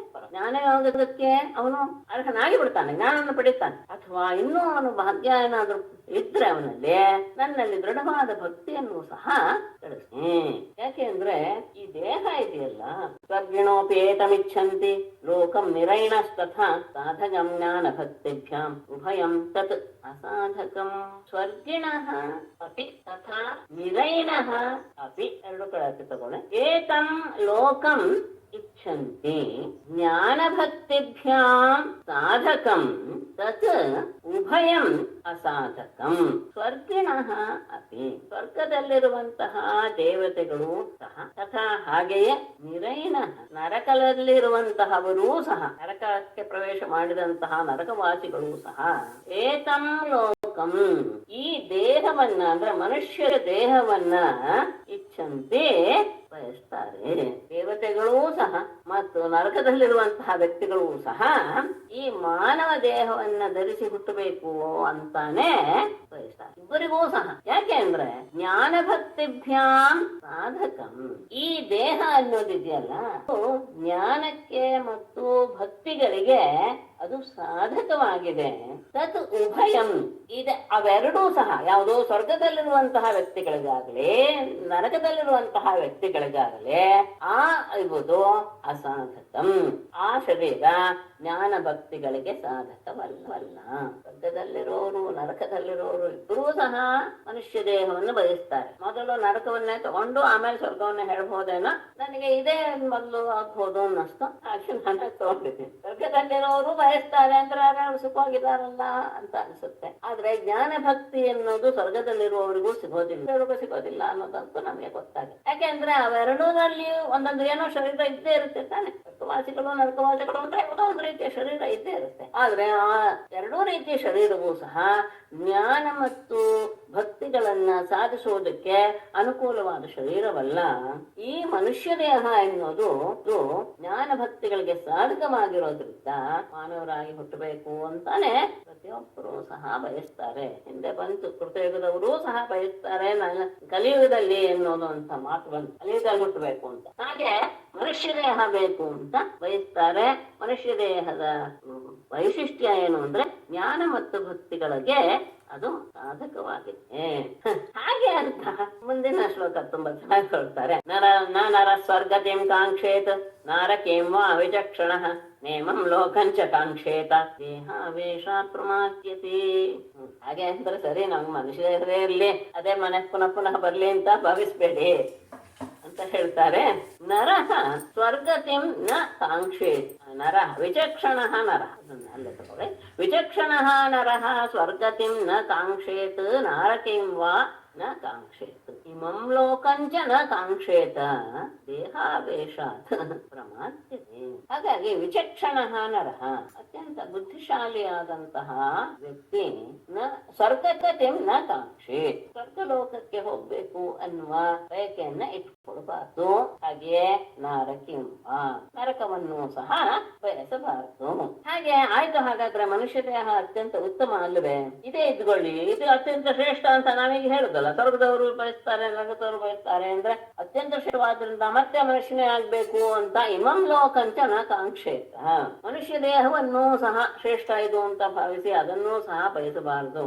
ಯಾಕೆ ಅಂದ್ರೆ ದೇಹಾವೇಶ, ಆ ದೇಹ ಬಂದ ಮೇಲೆ ಅದರ ಬಗ್ಗೆ ಅಭಿಮಾನ ಎನ್ನುವುದು ಬಂದು ಬಿಡುತ್ತೆ. ಆ ಅಭಿಮಾನ ಇದ್ರೆ ಏನಾಗ್ತಾನೆ, ಅವನು ಪ್ರಮಾದಿ, ಅವಧಾನ ಶೂನ್ಯನಾಗ್ತಾನೆ. ಅಂದ್ರೆ ಎಚ್ಚರ ಇರೋದಿಲ್ಲ, ಪ್ರಮಾದ ಮಾಡೋದಕ್ಕೆ ಶುರು ಮಾಡಿ ಬಿಡುತ್ತಾನೆ. ಎಚ್ಚರ ಶ್ರೇಷ್ಠ ಹೌದು, ಆದ್ರೆ ಆ ದೇಹದ ಬಗ್ಗೆ ಅಭಿಮಾನ ಬಂದು ಬಿಟ್ರೆ ಆತನೂ ಸಹ ಏನಾಗ್ತಾನೆ, ಯಾವುದೋ ಎಚ್ಚರ ತಪ್ಪಿ ತಪ್ಪನ್ನ ಆಚರಿಸಕ್ಕೆ ಶುರು ಮಾಡ್ತಾನೆ, ಕೆಳಮುಖವಾಗಿ ಇಳಿಯೋದಕ್ಕೆ ಆರಂಭವಾಗಿ ಬಿಡುತ್ತೆ. ಹಾಗಾಗಿ ಇದು ಶ್ರೇಷ್ಠ ಅಂತ ಭಾವಿಸಿ ಇದನ್ನು ಬಯಸುವಂಥದ್ದು ಸರಿಯಲ್ಲ ಅಂತ ಏತದ್ವಿದ್ವಾನ್ ಪುರಾ ಮೃತ್ಯೋ ಅಭವಾಯ ಘಟೇತ ಸಹ ಅಪ್ರಮತ್ತಃ ಇದಂ ಜ್ಞಾತ್ವಾ ಮರ್ತ್ಯಂ ಅಪಿ ಅರ್ಥಸಿದ್ಧಿದಂ. ಏತತ್ ವಿದ್ವಾನ್ ಅತಃ ಮೃತ್ಯೋಃ ಪುರಾ ಅಭವತ್. ಏತದಂದ್ರೆ ಈ ದೇಹ ಶ್ರೇಷ್ಠವಾದರೂ ಸಹ ಅದು ತಪ್ಪು ಆಗಿಬಿಡುತ್ತೆ ಅಂತ ನಾನು ಕೇಳ್ಕೊಂಡು, ಅಷ್ಟೇ ಅಲ್ಲ ಇದು ಭಕ್ತಿ ಜ್ಞಾನಗಳಿಗೆ ಇದು ಸಾಧಕ, ಅದು ಬಹಳ ಭಕ್ತಿ ಜ್ಞಾನಗಳಿಗೆ ಇದು ಸಾಧಕವಾಗಿದೆ ಎನ್ನುವುದನ್ನ ಅರಿತಂತಹ ವಿದ್ವಾನ್, ಅರಿತಂತಹ ವ್ಯಕ್ತಿಯು ಅರ್ಥಸಿದ್ಧಿದಂ ಅಪಿ, ಯದ್ಯಪಿ ಈ ಸಿದ್ಧಿಯನ್ನ ಕೊಡುವಂತಹದ್ದೇ ಆದರೂ, ಎಲ್ಲ ರೀತಿಯ ಪ್ರಯೋಜನವನ್ನ ಸಿದ್ಧಿಯನ್ನ ಕೊಡುವಂಥದ್ದಾದರೂ ಸಹ ಇದಂ ಮರ್ತ್ಯಂ ಜ್ಞಾಪ, ಈ ದೇಹ ಮರಣ ಹೊಂದುತ್ತೆ. ಮರ್ತ್ಯ ಅಂದ್ರೆ ಮೃತ್ಯುವಿನ ಭಾವವನ್ನು ಹೊಂದುತ್ತೆ, ಮರಣ ಹೊಂದುತ್ತೆ, ಸತ್ತೋಗುತ್ತೆ, ಈ ದೇಹ ನಾಶವಾಗುತ್ತೆ ಎನ್ನುವುದನ್ನ ಜ್ಞಾತ್ವ ತಿಳಿದು ಇದು ಅಪ್ರಮತ್ತ ಬಹಳ ಎಚ್ಚರಿಕೆಯಿಂದ ಅವರ ರೀತಿಯ ತಪ್ಪು ಆಗದೇ ಇರುವಂತಹ ರೀತಿಯಲ್ಲಿ ಮೃತ್ಯೋಹೋ ಪುರ, ಮರಣವಾಗುವುದಕ್ಕಿಂತ ಮೊದಲೇನೆ ಈ ದೇಹ ಒಂದು ದಿವಸ ಹೋಗ್ಬಿಡುತ್ತೆ ಎನ್ನುವ ಎಚ್ಚರಿಕೆಯಿಂದ, ಸಾವು ಬರೋದಕ್ಕೆ ಮೊದಲೇನೆ ಅಭವಾಯ, ಇದು ಬರೋದಕ್ಕೆ ಮೊದಲೇನೆ ಮೋಕ್ಷ ಪ್ರಾಪ್ತಿಗೋಸ್ಕರ ಆಲಸ್ಯವಿಲ್ಲದೆ ಪ್ರಯತ್ನ ಮಾಡಬೇಕು. ಯಾಕೆ ಅಂದ್ರೆ ಅದಕ್ಕೆ ಒಳ್ಳೆ ದೃಷ್ಟಾಂತ ಕೊಡ್ತಾರೆ. ಛಿದ್ಯಮಾನಂ ಯಮೈರೇತೈಃ ಕೃತನೇಡಂ ಮನಸ್ಪತಿಂ ಖಗಃ ಸ್ವಕೇತಂ ಉತ್ಸೃಜ್ಯ ಕ್ಷೇಮಂ ಯಾತಿ ಅಲಂಪಟಃ. ಯಮೈಃ ಏತೈಃ ಕೃತನೇಡಂ ಮನಸ್ಪತಿಂ ಛಿದ್ಯಮಾನಂ ಸ್ವಕೇತಂ ಖಗಃ ಉತ್ಸೃಜ್ಯ ಅಲಂಪಟಃ ಕ್ಷೇಮಂ ಯಾತಿ. ಯಮೈಃ ಏತೈಃ, ಯಮನ ಹಾಗೆ ದಯಾಹೀನರಾದಂತಹ ಏತೈಃ, ಈ ಬೇಟೆಗಾರರಿಂದ, ಯಾರಾದ್ರೂ ವ್ಯಕ್ತಿಗಳಿಂದ, ಕೃತನೇಡಂ ಗೂಡನ್ನು ಕಟ್ಟಿಕೊಂಡಿರುವಂತಹ ವನಸ್ಪತಿಂ ಮರವನ್ನ, ಛಿದ್ಯಮಾನಂ ಕತ್ತರಿಸ್ತಾ ಇರುವಂತಹ ಸ್ವಕೇತಂ ತನ್ನ ಮನೆಯನ್ನ, ಉತ್ಸೃಜ್ಯ ಬಿಟ್ಟು, ಖಗಃ ಪಕ್ಷಿಯೋ, ಅಲಂಪಟಃ ಅದರ ಬಗ್ಗೆ ಯಾವ ಮೋಹವನ್ನು ಇಟ್ಟುಕೊಳ್ಳೋದು, ಅಯ್ಯೋ ಈ ಮಾಡ್ಲಿ ನನ್ ಗೂಡಿದೆ, ನನ್ ಮನೆ ಇದೆ, ನನ್ನ ವಾಸಸ್ಥಾನ ಇದು ಅಂತ ಯಾವ ಆಸಕ್ತಿಯನ್ನು ಇಟ್ಟುಕೊಳ್ಳದೆ ಕ್ಷೇಮಂ ಯಾತಿ ಅದನ್ನ ಬಿಟ್ಟು ಬೇರೆ ಕಡೆ ಅದು ಹಾರಿ ಹೋಗುತ್ತೆ. ಅಂದ್ರೆ ಮರದ ಬಗ್ಗೆ ಯಾವ ಆಸಕ್ತಿಯನ್ನು ಇಟ್ಟುಕೊಳ್ಳದೆ, ತನ್ನ ಗೂಡಿದೆ ಅನ್ನುವಂತಹ ಆ ಮೋಹವೂ ಇಲ್ಲದೆ ಕ್ಷೇಮವಾಗಿ ಅದು ಹಾರಿ ಹೋಗುತ್ತೆ.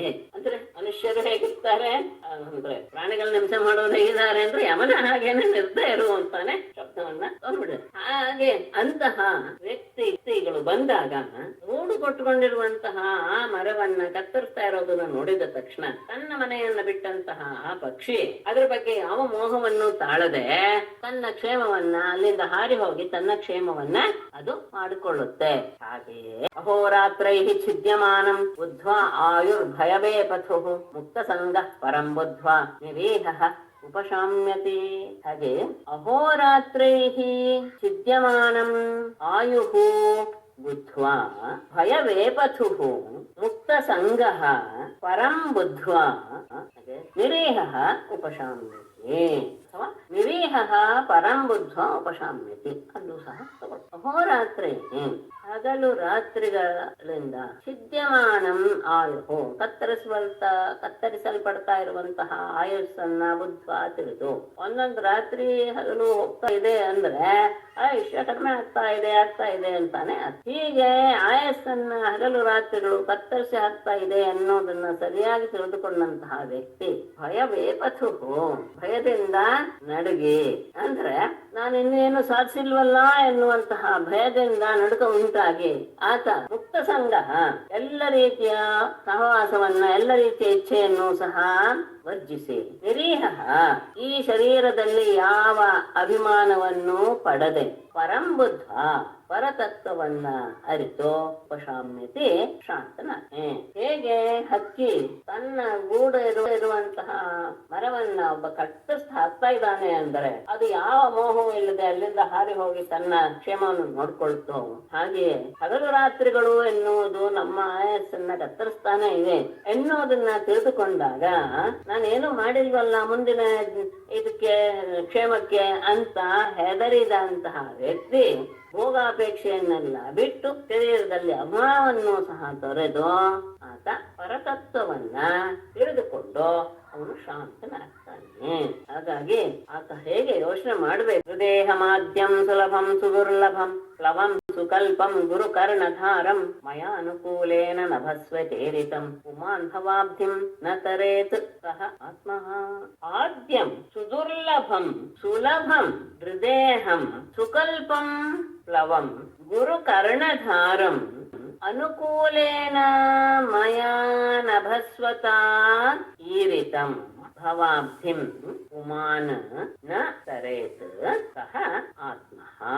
ಆದ್ಯಂ ಎಲ್ಲ ಫಲಗಳಿಗೂ ಮೂಲವಾದ, ಅಂದ್ರೆ ನಾವು ಮಾಡಿದಂತಹ ಎಲ್ಲ ಕರ್ಮಗಳ ಫಲವನ್ನು ಸಹ ಈ ದೇಹವನ್ನೇ ಸೇರಿದರೆ ನಾವು ತಗೊಳ್ತಾ ಇದೀವಿ. ಎಲ್ಲ ಪ್ರಾಪ್ತಿ ಇದರಿಂದ ಆಗಿದೆ. ಅಷ್ಟೇ ಅಲ್ಲ, ಸುದುರ್ಲಭಂ ಅನೇಕ ಪ್ರಯತ್ನಗಳಿಂದಲೂ ಸಹ ಪಡೆಯಲು ಅಸಾಧ್ಯವಾದದ್ದು ಯಾವುದು ಮನುಷ್ಯ ಶರೀರಕ್ಕೆ ಹೇಳ್ತಾರೆ. ಸುಲಭಂ ಆದರೆ ಯಾವುದೋ ಒಂದು ಕಾರಣಕ್ಕೆ ಸುಲಭವಾಗಿ ನಮಗೆ ಸಿಕ್ಕಿ ಬಿಟ್ಟಿದೆ, ಅದು ವಿಶೇಷ. ಅಂತಹ ಹೃದಯಂ ಈ ಮನುಷ್ಯ ಶರೀರವನ್ನ ಅದು ಎಂಥದ್ದು? ಸುಕಲ್ಪಂ ಪ್ಲವಂ ಎಲ್ಲ ಕಾರ್ಯವನ್ನು ಸಾಧಿಸಲು ಯೋಗ್ಯವಾದಂತಹ ಒಂದು ನೌಕೆ. ಅಷ್ಟೇ ಅಲ್ಲ, ಯಾರಿಗಾದರೂ ನಾವು ಭಕ್ತಿಪೂರ್ವಕವಾಗಿ ಶರಣಾದರೆ ಗುರು ಕರ್ಣಧಾರಂ ಗುರು ಎನ್ನುವಂತಹ ಒಬ್ಬ ನಾವಿಕನೂ ಸಹ ಬಂದು ನಮಗೆ ಸಹಾಯ ಮಾಡ್ತಾನೆ. ಆ ಸಂದರ್ಭದಲ್ಲಿ ನನ್ನನ್ನ ಏನಾದ್ರೂ ಸ್ಮರಿಸಿದರೆ ಅನುಕೂಲೇನ ಮಯಾನ ಭಸ್ವತ ಯೋಗ್ಯವಾದ ರೀತಿಯಲ್ಲಿ, ಅನುಕೂಲವಾದ ರೀತಿಯಲ್ಲಿ, ಗಾಳಿಯ ರೀತಿಯಲ್ಲಿ ನಾನು ಅವನನ್ನ ಗಾಳಿಯ ಮೂಲಕ ಬಂದು ಅವನನ್ನ ಇಲ್ಲಿಂದ ದಾಟಿಸೋದಕ್ಕೆ ಪ್ರಯತ್ನ ಪಡ್ತೇನೆ. ಅಂತಹ ಅವನು ಭವಾಬ್ಧಿಂ ಪುಮಾನ್ ನ ತರೇತ್. ಇಂತಹ ಸಂಸಾರ ಸಾಗರವನ್ನ ಮನುಷ್ಯ ದಾಟದೇ ಇದ್ದರೆ ಸಹ ಅವನು ನಿಜವಾಗಿಯೂ ಸಹ ಆತ್ಮಧಾರ. ಎಲ್ಲ ಫಲಗಳಿಗೂ ಮೂಲ ಕಾರಣವಾದಂತಹ ಈ ಮನುಷ್ಯ ಶರೀರ ಅತ್ಯಂತ ದುರ್ಲಭ, ಅಷ್ಟು ಸುಲಭವಾಗಿ ಸಿಗೋದಿಲ್ಲ. ಮತ್ತೆ ಯಾವುದೋ ಒಂದು ಅದೃಷ್ಟದ ವಶದಿಂದ ಸಿಕ್ಕಿಬಿಟ್ಟಿದೆ ನಮ್ಗೆ, ಸುಲಭವಾಗಿ ಬಂದಿದ್ದೆ. ಅಷ್ಟೇ ಅಲ್ಲ, ಇದು ಎಲ್ಲ ರೀತಿಯ ಕಾರ್ಯವನ್ನು ಸಾಧಿಸುವಂತಹ ಒಂದು ನೌಕೆ. ಆ ನೌಕೆಯನ್ನ ದಾಟಿಸೋದಕ್ಕೆ ಒಬ್ಬ ನಾವಿಕನೂ ಇದ್ದಾನೆ. ನಾವು ಸಂಪೂರ್ಣವಾಗಿ ಶರಣಾಗ್ಬಿಟ್ರೆ ಗುರು ಬಂದು ನಮ್ಮನ್ನ ಅದನ್ನು ದಾಟಿಸಿ ಬಿಡುತ್ತಾನೆ. ಆ ಸಂದರ್ಭದಲ್ಲಿ ನಾನು ಗಾಳಿಯ ರೂಪದಲ್ಲಿ ಆ ನೌಕೆ ಆ ಭಾವಾಬ್ದಿಯನ್ನು ದಾಟ್ಲಿ ಅನ್ನೋ ಉದ್ದೇಶದಿಂದ ನಾನು ಗಾಳಿಯಾಗಿ ಬೀಸ್ತೇನೆ, ಅನುಗ್ರಹ ಮಾಡ್ತಾ. ಆ ಸಂದರ್ಭದಲ್ಲಿ ಯಾರು ಅದನ್ನ ದಾಟೋದಿಕ್ಕೆ ಪ್ರಯತ್ನ ದಾಟೋದಿಲ್ವೋ ಅವನು ನಿಜವಾಗಿಯೂ ಸಹ ಅಂತ ಹೇಳಿ, ಅಂದ್ರೆ ವಿರಕ್ತನಾಗದೇ ಇರುವವನಿಗೆ ಕರ್ಮಯೋಗವನ್ನ ಹೇಳಿ ಆಯ್ತು. ಹೀಗೆ ಮಾಡಿ ಅವನು ದಾಟ್ಕೊಂಡು ಹೋಗ್ಬೇಕು. ಆ ಸಂದರ್ಭದಲ್ಲಿ ಜ್ಞಾನಯೋಗವನ್ನು ಪಡಿಬೇಕು, ಅಥವಾ ಯಾವುದೋ ಪುಣ್ಯಯೋಗದಿಂದ ಭಕ್ತಿಯೋಗವು ಬಂದ್ರೆ ಅವನು ಇದನ್ನ ದಾಟಿ ಬಿಡ್ತಾನೆ. ಇನ್ನು ವಿರಕ್ತನಾದವನಿಗೆ ಜ್ಞಾನಯೋಗ ಅನ್ನೋದನ್ನ ಮುಂದೆ ಹೇಳಕ್ ಶುರು ಮಾಡ್ತಾರೆ. ಯದಾರಂಭೇಷು ನಿರ್ವಿಣ್ಣಃ ವಿರಕ್ತಃ ಸಂಯತೇಂದ್ರಿಯಃ ಅಭ್ಯಾಸೇನ ಆತ್ಮನೋ ಯೋಗಿ ಧಾರಯೇತ್ ಅಚಲಂ ಮನಃ. ಯದಾ ಆರಂಭೇಷು ನಿರ್ವಿಣ್ಣಃ ವಿರಕ್ತಃ ಸಂಯತೇಂದ್ರಿಯಃ ಅಭ್ಯಾಸೇನ ಮನಃ ಅಚಲಂ ಯೋಗಿ ಧಾರಯೇತ್ ಆತ್ಮನಃ ಮನಃ ಅಚಲಂ ಯೋಗಿ ಧಾರಯೇತ್. ಯಾವಾಗ ಆರಂಭೇಶು ಅಂದ್ರೆ ಆರಂಭ ಮಾಡಿದಂತಹ ಕರ್ಮಗಳಲ್ಲಿ ಅಂತ, ಆರಂಭ ಅಂತ ಹೇಳಿದ ತಕ್ಷಣ ಅದು ಕರ್ಮ, ಆರಂಭ ಮಾಡೋದು. ಕರ್ಮಗಳಲ್ಲಿ ನಿರ್ವಿಣ್ಣ, ಅದು ದುಃಖವೇ ಆಗ್ತಾ ಇದೆ ಎನ್ನುವಂತಹ ಜ್ಞಾನ ಬಂದು ಉದ್ವಿಗ್ನನಾದಾಗ ಅದರ ಬಗ್ಗೆ ಅವನು ವಿರಕ್ತನಾಗಿ ಬಿಡ್ತಾನೆ. ಅವನ ನಿರ್ವಿಣ್ಣ ಅಂದ್ರೆ ದುಃಖದ ಫಲ ಬಂದ ತಕ್ಷಣ ವಿರಕ್ತ, ಅದರಿಂದ ಅವನು ಮುಕ್ತನಾಗಿ ಬಿಡ್ತಾನೆ. ಅದು ಬೇಡ. ಕರ್ಮಗಳಲ್ಲಿ ಯಾವಾಗ ಇದು ದುಃಖವೇ ಆಗ್ತಾ ಇದೆ ಎನ್ನುವ ಜ್ಞಾನ ಬರುತ್ತೋ ಆಗ ಅದರ ಬಗ್ಗೆ ಅವನು ಜಿಗುಪ್ಸೆಯನ್ನು ತಾಳಿ ವಿರಕ್ತನಾಗುತ್ತಾನೆ. ವಿರಕ್ತನಾದಾಗ ಸಂಯತೇಂದ್ರಿಯ ಇಂದ್ರಿಯಗಳನ್ನೆಲ್ಲ ನಿಗ್ರಹಿಸಿ ಆತ್ಮನಃ ಅಭ್ಯಾಸೇನ ತನ್ನ ನಿರಂತರವಾದ ಅಂದ್ರೆ ಆತ್ಮನ ಬಗ್ಗೆ ವಿಷಯದ ಸತತವಾದಂತಹ ಅಭ್ಯಾಸದಿಂದ ಮನಃ ಅಚಲಂ ಯೋಗಿ ಧಾರೆ ಮನಸ್ಸನ್ನ ನಿಶ್ಚಲವಾಗಿ ಯೋಗಿಯು ಒಂದು ಕಡೆ ನೆಲೆಗೊಳಿಸಬೇಕು. ಮನುಷ್ಯನಿಗೆ ಕರ್ಮಗಳನ್ನು ಮಾಡ್ತಾ ಮಾಡ್ತಾ ಬಂದ ಹಾಗೆ ಉದ್ವೇಗ ಉಂಟಾಗಿ, ಅಂದ್ರೆ ಸುಖವೇ ಇದೆ ಇದರಿಂದ ಮಾಡೋದು ಕಷ್ಟವೇ, ಅದು ಸಹ ಸ್ಥಿರವಾಗಿರಲ್ಲ, ಈ ರೀತಿಯಾದಂತಹ ಭಾವನೆಗಳೆಲ್ಲ ಬಂದ ತಕ್ಷಣ ಯಾವಾಗ ಅವನಿಗೆ ವೈರಾಗ್ಯ ಉಂಟಾಗುತ್ತೋ, ವಿರಕ್ತ, ಆಗ ಅವನು ಯೋಗ ಮಾರ್ಗದಲ್ಲಿ ತೊಡಗಿಸ್ಕೊಳ್ಬೇಕು. ಆ ಸಂದರ್ಭದಲ್ಲಿ ಆತ ತನ್ನ ಇಂದ್ರಿಯಗಳನ್ನೆಲ್ಲ ನಿಗ್ರಹಿಸಿ ಆತ್ಮನ ವಿಷಯದ ಬಗ್ಗೆ ಯೋಚನೆ ಮಾಡ್ತಾ ಮಾಡ್ತಾ ಅಭ್ಯಾಸ ಅಂದ್ರೆ ನಿರಂತರವಾಗಿ ಅದನ್ನೇ ಆಲೋಚನೆ ಮಾಡ್ತಾ ಬರುವುದು. ಅಂದ್ರೆ ಮನೋವೃತ್ತಿಗಳನ್ನ ಆತ್ಮನಲ್ಲಿ ಕೇಂದ್ರೀಕರಿಸಿ ಮನಸ್ಸನ್ನ ಅಚಲಂ ಧಾರೆಯೇ ಸ್ಥಿರವಾಗಿ ಒಂದು ಕಡೆ ನೆಲೆ ನಿಲ್ಲುವ ಹಾಗೆ ಹಿಡಿದು ನಿಲ್ಲಿಸಬೇಕು. ಈ ರೀತಿಯಾಗಿ ಭಾವ ಬಂದ್ಬಿಡುತ್ತೆ. ಆದ್ರೆ ಆ ಮನಸ್ಸನ್ನ ಒಂದು ಕಡೆ ನೆಲೆ ನಿಲ್ಲಿಸೋದಕ್ಕೆ ಸಾಧ್ಯವಾಗೋದಿಲ್ಲ. ಅದನ್ನ ಮಾಡಬೇಕು. ಅದ್ರ ಮುಂದೆ ಹೇಗೆ ಮಾಡ್ಬೇಕು ಅನ್ನೋದನ್ನ ಹೇಳ್ತಾರೆ. ಅಂದ್ರೆ ಆ ಸಂದರ್ಭದಲ್ಲಿ ವೈರಾಗ್ಯ ಬಂದಿದೆ ಅಂತ ಆದ ತಕ್ಷಣ ಆಗ ಆತ ಯೋಗ ಮಾರ್ಗದಲ್ಲಿ ತನ್ನನ್ನು ತೊಡಗಿಸ್ಕೊಳ್ಬೇಕು. ಅಂದ್ರೆ ಆತ್ಮನ ವಿಷಯದ ಬಗ್ಗೆನೆ ಪುನಃ ಪುನಃ ಪುನಃ ಪುನಃ ಪುನಃ ಪುನಃ ಮನಸ್ಸಿನ ವೃತ್ತಿಗಳನ್ನ ತೊಡಗಿಸಿಕೊಳ್ತಾ ಬಂದ ಹಾಗೆ ಅವನ ಮನಸ್ಸು ಒಂದು ಕಡೆ ನೆಲೆ ನಿಲ್ಲುತ್ತೆ. ಧಾರ್ಯಮಾಣಂ ಮನೋಯರ್ಹಿ ಭ್ರಾಮ್ಯತ್ ಆಶು ಅನವಸ್ಥಿತಂ ಅತಂದ್ರಿತಃ ಅನುರೋಧೇನ ಮಾರ್ಗೇಣ ಆತ್ಮವಶಂ ನಯೇತ್. ಆ ಸಂದರ್ಭದಲ್ಲಿ ಮನಸ್ಸು ಅಷ್ಟು ಸುಲಭವಾಗಿ ಹಿಡಿತಕ್ಕೆ ಬರೋದಿಲ್ವಲ್ಲ. ಆಗ ಹೇಗೆ ಮಾಡಬೇಕು? ಯರ್ಹಿ ಧಾರ್ಯಮಾಣಂ ಮನಃ ಆಶು ಭ್ರಾಮ್ಯತ್ ಅನವಸ್ಥಿತಂ ಅನುರೋಧೇನ ಮಾರ್ಗೇಣ ಅತಂದ್ರಿತಃ ಆತ್ಮವಶಂ ನಯೇತ್. ಇದು ಆಗತ್ತೆ. ಆದರೆ ಎರಿಹಿ ಯಾವಾಗ ಧಾರ್ಯಮಾಣಂ ಮನಃ ಒಂದು ಕಡೆ ನೆಲೆಗೊಳಿಸಬೇಕಾದಂತಹ ಆ ಮನಸ್ಸು ಆಶು ಮತ್ತೆ ಮತ್ತೆ ಬೇಗನೆ ಭ್ರಾಮ್ಯತ್ ಆ ಕಡೆ ಈ ಕಡೆ ಚಲಿಸ್ತಾ ಅನವಸ್ಥಿತಂ ಸ್ವಲ್ಪವೂ ಸಹ ಅವಕಾಶವೇ ಕೊಡದೆ, ಅಂದ್ರೆ ಏನು ಅತಿತ ಚಲಿಸ್ತಾನೇ ಇದೆ ಅಂತ ಆದಾಗ ಅನವಸ್ಥಿತ ಅಂದ್ರೆ ಒಮ್ಮೊಮ್ಮೆ ಒಂದೊಂದು ರೀತಿಯಾದಂತಹ ಭಾವವನ್ನ ಉಂಟ ಮಾಡ್ತಾ ಇರುವಂತದ್ದು. ಅಂತಹ ಅದನ್ನ ಅನುರೋಧೇನ ಮಾರ್ಗೇಣ, ಅದಕ್ಕೆ ಹೇಳ್ತಾರೆ ಆ ಮನಸ್ಸನ್ನ ಸ್ವಲ್ಪ ಮೃದುವಾದಂತಹ ಮಾರ್ಗದಿಂದ, ಅಂದ್ರೆ ಅದನ್ನ ಒಲಿಸಿಕೊಳ್ಳುವ ರೀತಿಯ ಮಾರ್ಗದಿಂದ ಅತಂದ್ರಿತಃ ಆ ವಿಷಯದಲ್ಲಿ ಆತ ಎಚ್ಚರ ತಪ್ಪದೆ ಆತ್ಮವಶಂ ನಯೇ ತನ್ನ ವಶಕ್ಕೆ ತಂದುಕೊಳ್ಳಬೇಕ್ರೆ ಆ ಮನಸ್ಸು ಏನೇನು ಬಯಸುತ್ತೋ ಆ ರೀತಿಯಾಗಿ ಆ ಮನಸ್ಸಿಗೆ ಸ್ವಲ್ಪವಾಗಿ ಅದನ್ನ ಮೃದುವಾದ ಭಾವನೆಗಳಿಂದ, ಅಂದ್ರೆ ಮೃದುವಾದ ರೀತಿಯಲ್ಲಿ ಅದನ್ನ ಒಲಿಸಿಕೊಳ್ತಾ ಅದನ್ನ ನಮ್ಮ ಅಧೀನಕ್ಕೆ ತಂದುಕೊಳ್ಬೇಕು. ಹೇಗೆ ಅನ್ನೋದನ್ನ ಮುಂದಿನ ಶ್ಲೋಕದಲ್ಲಿ ತಗೊಳ್ತಾರೆ. ಮನೋಗತಿಂ ನ ವಿಸೃಜೇತ್ ಜಿತ ಪ್ರಾಣೋ ಜಿತೇಂದ್ರಿಯ ತತ್ವ ಸಂಪನ್ನಯ ಬುದ್ಧ್ಯ ಮನ ಆತ್ಮವಶಂ ನಯೇತ್. ಮನೋಗತಿಂ ನ ವಿಸೃಜೇತ್ ಜಿತ ಪ್ರಾಣ ಜಿತೇಂದ್ರಿಯ ತತ್ವ ಸಂಪನ್ನಯ ಬುದ್ಧ್ಯ ಮನಃ ಆತ್ಮವಶಂ ನಯೇತ್. ಹೇಳ್ತಾರೆ ಮನೋಗತಿ ನ ವಿಸೃಜೇತ್, ಮನಸ್ಸು ಎಲ್ಲಿ ಹೋಗ್ತಾ ಇದೆ ಅನ್ನೋದನ್ನ ನಾವು ಅದ್ರ ಪಾಡಗ ಅದನ್ನ ಬಿಟ್ಟು ಬಿಡಬಾರ್ದು. ನ ವಿಸೃಜೇತ್, ಮನಸ್ಸಿನ ಮಾರ್ಗವನ್ನು ನಾವು ಎಚ್ಚರದಿಂದ ಗಮನಿಸ್ತಾನೆ ಇರಬೇಕು, ಅದ್ರ ಬಗ್ಗೆ ಉಪೇಕ್ಷೆ ಮಾಡಬಾರ್ದು. ಅಂದ್ರೆ ಎಚ್ಚರವಾದ ರೀತಿಯಲ್ಲಿ ಮನಸ್ಸು ಎಲ್ಲೆಲ್ಲಿ ಹೋಗ್ತಾ ಇದೆ ಅನ್ನೋದನ್ನ ಗಮನಿಸ್ತಾನೆ ಇರಬೇಕು. ಆಗ ಜಿತಪ್ರಾಣ, ಪ್ರಾಣಾಯಾಮದಿಂದ ಉಸಿರನ್ನ ನಿಲ್ಲಿಸುವಂತಹ ಜಿತೇಂದ್ರಿಯನಾಗಿ ತತ್ವ ಸಂಪನ್ನಯ ಬುದ್ಧಿಯ ಸಾತ್ವಿಕ ಭಾವದಿಂದ ಕೂಡಿರುವ ಬುದ್ಧಿಯಿಂದ ಮನಸ್ಸನ್ನ ಆತ್ಮವಶಂ ನಯೇ ಆತ್ಮನ ಧ್ಯಾನದಲ್ಲಿ ತೊಡಗುವ ಹಾಗೆ ಮಾಡಬೇಕು. ಯಾಕಂದ್ರೆ ಮೊದಲು ಗಮನಿಸಬೇಕಾದದ್ದು ಮನಸ್ಸು ಎಲ್ಲೆಲ್ಲಿ ಓಡಾಡ್ತಾ ಇದೆ ಅನ್ನೋದನ್ನ ಬಹಳ ಎಚ್ಚರಿಕೆ ಆದ. ಅದಕ್ಕೆ ಅವ್ರು ಹೇಳ್ತಾರೆ ಮೊದಲು ಮನೋಗತಿಂ ನ ವಿಸೃಜೇತ್, ಮನಸ್ಸಿನ ಗತಿಯನ್ನು ಉಪೇಕ್ಷೆ ಮಾಡಬಾರದು. ಅದು ಯಾವ ಕಡೆ ಹೋಗ್ತಾ ಇದೆ, ಅದು ಯಾವುದನ್ನ ಬಯಸ್ತಾ ಇದೆ ಅನ್ನೋದನ್ನ ಬಹಳ ಗಮನಿಸ್ತಾ ಇದ್ದಂತಹ ಸಂದರ್ಭದಲ್ಲಿ ಈತ ಪ್ರಾಣಾಯಾಮದಿಂದ ತನ್ನ ಉಸಿರನ್ನ ಸ್ಥಿರ ಮಾಡಿಕೊಂಡು ಇಂದ್ರಿಯವನ್ನ ನಿಗ್ರಹ ಮಾಡಿಕೊಂಡು ಅತ್ಯಂತ ಸಾತ್ವಿಕ ಬುದ್ಧಿಯಿಂದ ಮನಸ್ಸನ್ನ ಆತ್ಮನ ಧ್ಯಾನದಲ್ಲಿ ತೊಡಗುವಂತೆ ಅಲ್ಲಿಗೆ ತೆಗೆದುಕೊಂಡು ಹೋಗಿ ನಿಲ್ಲಿಸ್ಬೇಕು. ಇದು ಸ್ವಲ್ಪ ಕಷ್ಟವಲ್ವೇ ಅಂದ್ರೆ ಹೌದು, ಆದ್ರೆ ಆರಂಭದಲ್ಲಿ ಹೇಗೆ ಮಾಡ್ಬೇಕು ಅನ್ನೋದನ್ನ ಏಷ ವೈ ಪರಮೋ ಯೋಗ ಮನಸಃ ಸಂಗ್ರಹ ಸ್ಮೃತ ಹೃದಯಜ್ಞತ್ವಂ ಅನ್ವೇಕ್ಷನ್ ತಮಸ್ತಮ್ಯಸ್ಯ ಇವ ಅರ್ವತೋ ಮುಹುಃ. ಏಷಃ ಮನಸಃ ಸಂಗ್ರಹಃ ಪರಮಃ ಯೋಗಃ ಸ್ಮೃತಃ ವೈ ಗಮ್ಯಸ್ಯ ಅರ್ವತಃ ಹೃದಯಜ್ಞತ್ವಂ ಅನ್ವಿಚ್ಛನ್ ಮುಹುಹು ಅನ್ವಿಚ್ಛನ್ ಇವ ಏಷಃ ಈ ಮನಸಃ ಸಂಗ್ರಹ ಮನಸ್ಸನ್ನ ಒಂದ್ ಕಡೆ ನೆಲೆಗೊಳಿಸುವುದು ಅಂತಿದೆಯಲ್ಲ, ಒಂದ್ ಕಡೆ ನೆಲೆ ನಿಲ್ಲಿಸುವುದು ಅಂತಿದೆಯಲ್ಲ, ಅದು ಅನುವೃತ್ತಿ ಮಾರ್ಗದಿಂದ ತಂದೆ ತಾನು ಯಾವ ರೀತಿಯಲ್ಲಿ ಬೇಕೋ ಅದೇ ರೀತಿಯಲ್ಲಿ ಮನಸ್ಸು ಹೋಗಬೇಕು ಅಂತದ್ದು ಇದೆಯಲ್ಲ, ಅದು ಪರಮಃ ಯೋಗ. ಅದು ಬಹಳ ಉತ್ತಮವಾದ ಯೋಗವಾದ. ಹಾಗಾದ್ರೆ ಹೇಗೆ ಮಾಡ್ಬೇಕು ಅದನ್ನ ಅಂದ್ರೆ, ಗಮ್ಯಸ್ಯ ಒಳಗದೆ ಇರುವಂತಹ ಅರ್ವತಃ ಕುದುರೆಯ ಹೃದಯಜ್ಞತ್ವಂ, ಅದರ ಮನಸ್ಸಿನಲ್ಲಿ ಏನಿದೆ ಎನ್ನುವುದನ್ನ ಚೆನ್ನಾಗಿ ತಿಳಿದು ಮುಹುಹು ಅನ್ವೇಷಣ್ ಇವ ಮತ್ತೆ ಮತ್ತೆ ಅದನ್ನ ತನ್ನ ಕಡೆಗೆ ಹೇಗೆ ಸೆಳೆದುಕೊಳ್ತಾನೋ ಹಾಗೆ. ಅಂದ್ರೆ ಕುದುರೆ ಸವಾರ ಇನ್ನೂ ತನ್ನ ವಶಕ್ಕೆ ಬಂದಿಲ್ಲ, ಕುದುರೆ ಪಳಗಿಸ್ಬೇಕಾಗಿದೆ.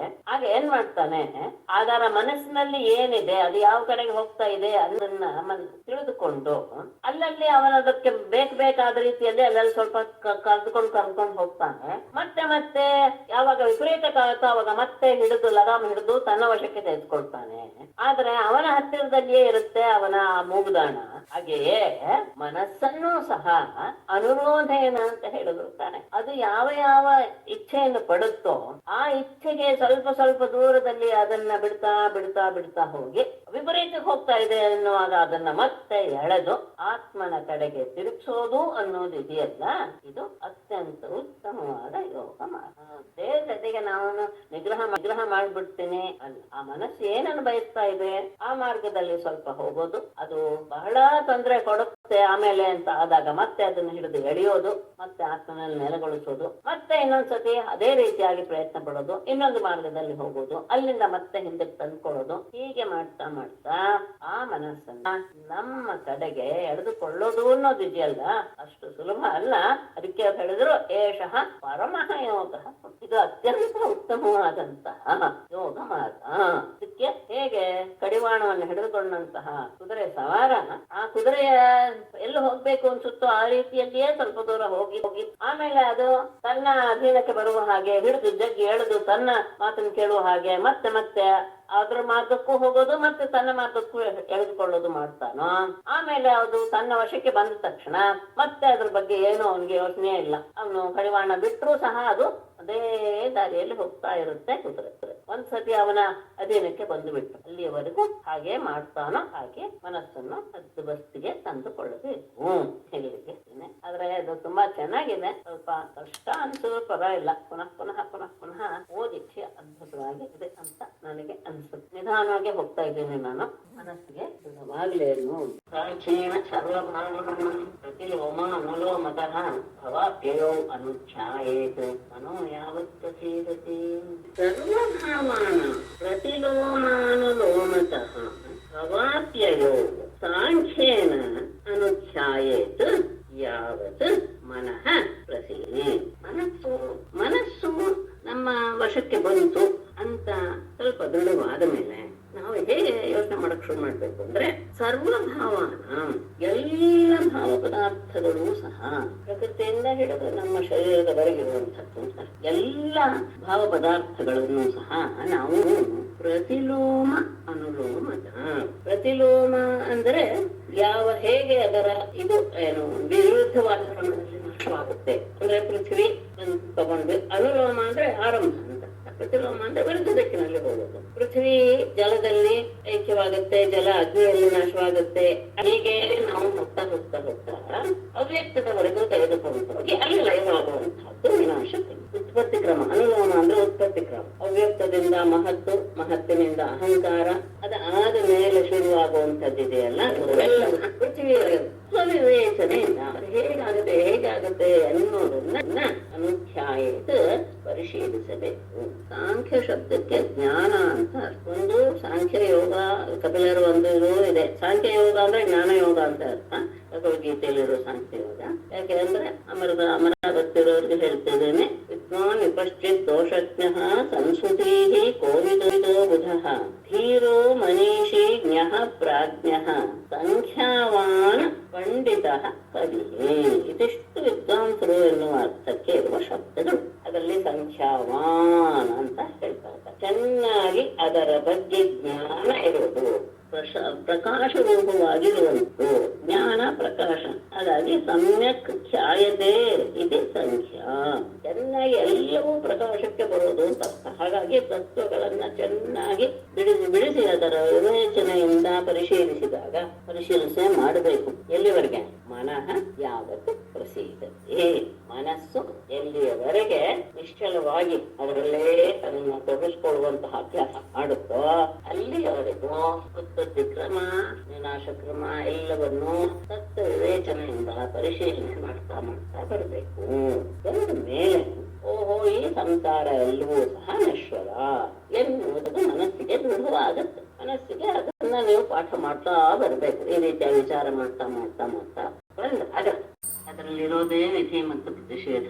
ಆ ವಿಧಿ ಅಂದ್ರೆ ಏನು? ಈ ಕರ್ಮದಲ್ಲಿ ಈ ಗುಣ ಇದೆ, ಹಾಗಾಗಿ ಇದನ್ನ ನೀವು ಮಾಡಿ. ಈ ಕರ್ಮದಲ್ಲಿ ಈ ದೋಷ ಇದೆ, ಹಾಗಾಗಿ ಮಾಡಬೇಡಿ ಅಂತ ನೀನೇ ವಿಧಿಯನ್ನು ಹೇಳಿದ್ಯಾ, ಪ್ರತಿಷೇಧವನ್ನು ಹೇಳಿ. ಮತ್ತೆ ಆ ಕರ್ಮ ಅದನ್ನ ಅಪೇಕ್ಷೆ ಪಡುತ್ತೆ. ದೋಷ ಇದ್ರೆ ಅದನ್ನ ತ್ಯಾಗ ಮಾಡ್ಬೇಕು, ಗುಣ ಇದ್ರೆ ಅದನ್ನ ಸ್ವೀಕಾರ ಮಾಡ್ಬೇಕು ಅನ್ನುವಂಥದ್ದು ಅದು ನಮ್ಗೆ ಗೊತ್ತಾಗ. ಮತ್ತೆ ನಿನ್ನದೇ ವೇದದ ವರ್ಣಾಶ್ರಮಗಳಲ್ಲಿರುವಂತಹ ಗುಣದೋಷ ರೂಪವಾದ ಅಧ್ಯಯನ ಅಂದ್ರೆ ಲೋಮ ಪ್ರತಿಲೋಮ ಅವುಗಳಿಂದ ಉಂಟಾದಂತಹ ಮಿಶ್ರ ಜಾತಿಗಳ ವೇದವನ್ನ ಅನುಸರಿಸಿ ಅದರ ಕೆಲಸ ಹೊರಟಿದೆ. ಮತ್ತೆ ದ್ರವ್ಯ, ದೇಶ, ವಯಸ್ಸು, ಕಾಲ ಇವುಗಳು ಸಹ ಆ ಕರ್ಮಗಳಿಗೆ ಅನುಗುಣವಾಗಿ ಇದು ಅರ್ಹ, ಇದು ಅನರ್ಹ, ಇದು ಗುಣ, ಇದು ದೋಷ, ಅನರ್ಹತೆ ಇತ್ಯಾದಿ ಎಲ್ಲವನ್ನೂ ಸಹ ವಯಸ್ಸು ಹೌದು, ಕಾಲವೂ ಹೌದು, ಈ ಕಾಲದಲ್ಲಿ ಮಾಡಬೇಕು, ಈ ದೇಶದಲ್ಲೇ ಮಾಡಬೇಕು ಇತ್ಯಾದಿ. ಹಾಗಾಗಿ ಗುಣಾನುಸಾರವಾಗಿ ಸ್ವರ್ಗವನ್ನ, ದೋಷಾನುಸಾರವಾಗಿ ನರಕವನ್ನು ಸಹ ಬಿಡಿಸಬೇಕು. ಅದೇ ಕರ್ಮಫಲ ಅಂತ ಹೇಳ್ತಾ ಇದ್ದೀನಿ. ನೀನ್ ಹೇಳ್ತಾ ಇದೀಯಾ ಹೀಗೆ ಬಿಡಿಸಿ ತಿಳಿಯೋದೇ ದೋಷ, ಎರಡನ್ನು ಗಣಿಸದೇ ಇರೋದೇ ಗುಣ ಅಂತ ಹೇಳ್ತೀಯಲ್ಲ. ಇದು ಗುಣ ಇದು ದೋಷ ಎನ್ನುವಂತಹ ಭೇದ ದೃಷ್ಟಿ ಇಲ್ಲದೆ ಇದ್ರೆ ನೀನೇ ಹೇಳಿರೋ ವಿಧಿ ನಿಷೇಧ ರೂಪವಾದ ವೇದದ ಮಾತು ಹೇಗೆ ಅನ್ವಯವಾಗುತ್ತೆ? ಮತ್ತೆ ಆ ರೀತಿಯಾಗಿ ಇಲ್ಲದೆ ಇದ್ರೆ ಅಂದ್ರೆ ವಿಧಿ ನಿಷೇಧ ಇಲ್ಲದೆ ಇದ್ರೆ ಜನರಿಗೆ ನಿಶ್ರೇಯಸ ಆಗೋದಾದ್ರೂ ಹೇಗೆ? ಹಿರಿಯರಿಂದ, ಪಿತೃಗಳಿಂದ, ದೇವತೆಗಳಿಂದ ಗೊತ್ತಾಗುತ್ತೆ ಅಂದ್ರೆ ಅವರುಗಳಿಗೂ ಸಹ ಯಾವುದು ಪ್ರಮಾಣ? ಪಿತೃಗಳಿಗೆ ಅವರಿಗೆ ಕಣ್ಣಿನ ಹಾಗೆ ಪ್ರಮಾಣ. ಬೇರೆ ಪ್ರಮಾಣದಿಂದ ಗೊತ್ತಾಗದೇ ಇರುವಂತಹ ಸ್ವರ್ಗಾದಿ ಫಲವಾದರೆ, ಮೋಕ್ಷವಾದರೆ ಈ ಕೃತ್ಯಕ್ಕೆ ಇದು ಸಾಧ್ಯವಾದ ಫಲ, ಇದು ಈ ಫಲಕ್ಕೆ ಇದು ಸಾಧನ ಅಂತ ತಿಳಿಯಪಡಿಸೋದ್ರಲ್ಲಿ ವೇದವೇ ಅಲ್ವೇ ಶ್ರೇಷ್ಠವಾದ ಕಣ್ಣಿನ ಸ್ಥಳದಲ್ಲಿದೆ. ನಿನ್ನ ಅಜ್ಞಾನದಿಂದಲೇ ಇದು ಸರಿ ಇದು ತಪ್ಪು ಎನ್ನುವಂತಹ ಗುಣದೋಷಗಳ ಭೇದ ದೃಷ್ಟಿ ಹುಟ್ಟಕ್ಕೆ ಹೊರತು ಅದು ತಾನಾಗಿ ಹುಟ್ಟೋದಿಲ್ಲ. ಯಾಕೆ? ಯಾವುದನ್ನಾದ್ರೂ ವಿಧಿಸಬೇಕಾದ್ರೆ ಅಲ್ಲಿ ಗುಣ ಇರಬೇಕು, ನಿಷೇಧ ಮಾಡ್ಬೇಕಾದ್ರೆ ಅಲ್ಲಿ ದೋಷದ ಸಿದ್ಧ ಇರಬೇಕು. ವೇದದ ಮೂಲಕವಾದ ಸ್ಮೃತಿ ಇದೆರಡೂ ಸಹ ವಿಧಿ ನಿಷೇಧದಿಂದ ಕೂಡಿರುವಂಥದ್ದು. ಯಾಕೆ? ನೀನೇ ಹೇಳಿದ್ಯಾ ಶ್ರುತಿ ಮತ್ತು ಸ್ಮೃತಿ ಎರಡೂ ಸಹ ಸ್ಮೃತಿ ಮಮಯವಾಜ್ಞೆ ಅಂತ. ಹಾಗಾಗಿ ವರ್ಣಾಶ್ರಮಗಳಲ್ಲಿ, ದೇಶಕಾಲಾದಿಗಳಲ್ಲಿರುವಂತಹ ಗುಣದೋಷಗಳನ್ನ ಅವಲಂಬಿಸಿಕೊಂಡೇ ಇವುಗಳು ಪ್ರವೃತ್ತವಾಗಿದೆ ಅಲ್ವೇ? ಹಾಗಾಗಿ ಇದು ಧರ್ಮ ಇದು ಅಧರ್ಮ ಎನ್ನುವಂಥದ್ದು ವೇದದಿಂದಲೇ ನಿರ್ಣಯಿಸಬೇಕು. ಈಗಾದ್ರೂ ನೀನ್ ಹೇಳ್ತೀಯಾ ಗುಣದೋಷಗಳಲ್ಲಿ ಭೇದ ದೃಷ್ಟಿ ಅಂತ ತಳಿ ಹಾಕ್ಬೇಕು ಅಂತ ಹೇಳ್ತಾ ಇದೀಯಾ ಅಂತ ನಿನ್ನೆ ಮಾತೆ ಬರ್ತಾ ಇದೆ. ಈಗ ಇದರಿಂದ ನನಗೆ ತುಂಬಾ ಸಂದೇಹವನ್ನ, ಭ್ರಮೆಯನ್ನ ಬರ್ತಾ ಇದೆ. ವಾಕ್ಯ ಪರಮಾತ್ಮ ಅದರಲ್ಲಿ ವಿವರವಾಗಿ ಕೊಡ್ತಾನೆ. ಯಾರಿಗೆ ಯಾವುದು ಅರ್ಹ, ಯಾರು ಆ ರೀತಿಯಾಗಿ ವ್ಯವಹಾರ ಮಾಡಬೇಕು ಅನ್ನೋದೆಲ್ಲವನ್ನು ಸಹ ಎಳೆಯಾಗಿ ಬಿಡಿಸಿ ತೋರಿಸ್ತಾ ಇದ್ದಾನೆ. ನೋಡಿಪ್ಪ, ಜನರಿಗೆ ಶ್ರೇಯಸ್ ಆಗ್ಲಿ ಅಂತ ನಾನು 3 ಯೋಗಗಳನ್ನು ಕೊಟ್ಟಿದ್ದೇನೆ. ಜ್ಞಾನಯೋಗ, ಕರ್ಮಯೋಗ, ಧರ್ಮಕಾಂಡ ಮತ್ತು ಕಾಂಡ. ಅದರಲ್ಲಿ ಈ 3 ಬಿಟ್ರೆ ಇನ್ಯಾವ ಉಪಾಯವೂ ಇಲ್ಲ ಶ್ರೇಯಸ್ಸಿಗೆ. ಅಂದ್ರೇನು? ಕಾಮ್ಯ ಕರ್ಮ ಇಲ್ಲ ಅಂತಲೇ ಅರ್ಥ. ಕರ್ಮ ಅಂತ ಹೇಳಿದ ತಕ್ಷಣ ನಿಷ್ಕಾಮ ಕರ್ಮ ಅಂತಲೇ ತಗೊಳ್ಬೇಕೆ ಹೊರತು ಕಾಮ್ಯ ಕರ್ಮ ಅಲ್ಲ ಅನ್ನೋದೇ ತಪ್ಪದೆ. ಧರ್ಮಫಲ ಯಾರಿಗೆ ಯಾವ್ದು ಯೋಗ ಅಂದ್ರೆ ಧರ್ಮಫಲಗಳಲ್ಲಿ ನಿರ್ವೇದವನ್ನು ಹೊಂದಿ ಧರ್ಮವನ್ನ ತ್ಯಾಗ ಮಾಡೋರೆಲ್ಲ ಅಂದ್ರೆ ಇದರಿಂದ ದುಃಖವೇ ಇದೆ, ಇದರಿಂದ ನಮ್ಗೇನು ಅಂತಹ ಶಾಶ್ವತವಾದಂತಹ ಸುಖ ಇಲ್ಲ ಎನ್ನುವ ಭಾವದಿಂದ ಕರ್ಮವನ್ನು ತ್ಯಾಗ ಮಾಡ್ತಾರಲ್ಲ ಅವರಿಗೆ ಜ್ಞಾನ ಯೋಗ. ಯಾರಿಗೆ ಕರ್ಮಫಲಗಳಲ್ಲಿ ಇನ್ನು ಮನಸ್ಸಿಗೆ ವೈರಾಗ್ಯ ಅನ್ನೋದು ಹುಟ್ಟಿಲ್ವೋ ಅಂಥವರಿಗೆ ಕರ್ಮಯೋಗ ಮುಂದಿನ ಹೆಜ್ಜೆಗೆ ಅದು ಸಿದ್ಧಿಯನ್ನು ಉಂಟು ಮಾಡೋದಕ್ಕೆ ಅದು ಸಾಧನವಾಗುತ್ತೆ. ಇನ್ನು ಕೆಲವರಿಗೆ ಸಾಧನವಾಗುತ್ತೆ. ಇನ್ನು ಕೆಲವರಿಗೆ ಯಾವುದೋ ಒಂದು ಪೂರ್ವ ಪುಣ್ಯ ವಿಶೇಷದಿಂದ, ಪರಮಾತ್ಮನ ಅನುಗ್ರಹದಿಂದ, ಪರಮಾತ್ಮನಾದ ನನ್ನ ಕಥೆ ಮೊದಲಾದವುಗಳಲ್ಲಿ ಶ್ರದ್ಧೆ ಹುಟ್ಟಿ ಕರ್ಮಫಲಗಳಲ್ಲಿ ಪೂರ್ತಿ ವಿರಕ್ತಿನೂ ಇಲ್ಲ, ಹಾಗೆ ಅಂತ ಬಹಳ ಆಸಕ್ತನಾಗಿದಾನ ಅಂದ್ರೆ ಅದೂ ಇಲ್ಲ. ಅಂತಹ ಭಾವ ಇರುವಂತಹ ವ್ಯಕ್ತಿಗೆ ಭಕ್ತಿ ಯೋಗ ಅನ್ನೋದು ಕರ್ಮ ಎಲ್ಲಿವರೆಗೂ ಮಾಡ್ಬೇಕು ಅಂದ್ರೆ ಎಲ್ಲಿಯವರೆಗೆ ಪೂರ್ಣ ವೈರಾಗ್ಯ ಹುಟ್ಟೋದಿಲ್ವೋ ಅಲ್ಲಿಯವರೆಗೆ ನಿತ್ಯ ನೈಮಿತ್ತಿಕ ಕರ್ಮಗಳನ್ನು ಮಾಡಲೇಬೇಕು. ಅಥವಾ ಅದು ಬಿಟ್ರೆ ಎಲ್ಲಿಯವರೆಗೆ ನನ್ನ ಕಥಾಶ್ರವಣಾದಿಗಳಲ್ಲಿ ಅಂದ್ರೆ ನನ್ನ ವಿಷಯದ ಬಗ್ಗೆ ಆಸಕ್ತಿ ಉಂಟಾಗಿ ಅದರಲ್ಲೇ ತನ್ನನ್ನು ತೊಡಗಿಸ್ಕೊಳ್ಳುವಂತಹ ಭಾವ ಶ್ರದ್ಧೆ ಉಂಟಾವಲ್ವೋ ಅಲ್ಲಿಯವರೆಗೂ ಕರ್ಮವನ್ನ ಅದ್ರ ಬಗ್ಗೆ ಒಂದು ಹೇಳಿದ್ದು ಒಂದು ಸ್ವಲ್ಪ ಇನ್ನೊಂದನ್ನೆನ್ನೆ ಹೇಳ್ತೇನೆ. ಶ್ರೀಗಳಿಗೆ ತಿಳಿಯೋದು ಸಾಮಾನ್ಯ ಕರ್ಮಗಳಲ್ಲಿ ತೊಡಗಿದವನಿಗೆ ಎಲ್ಲ ರೀತಿಯ ವಿಧಿ ನಿಷೇಧಗಳು ಉಂಟು.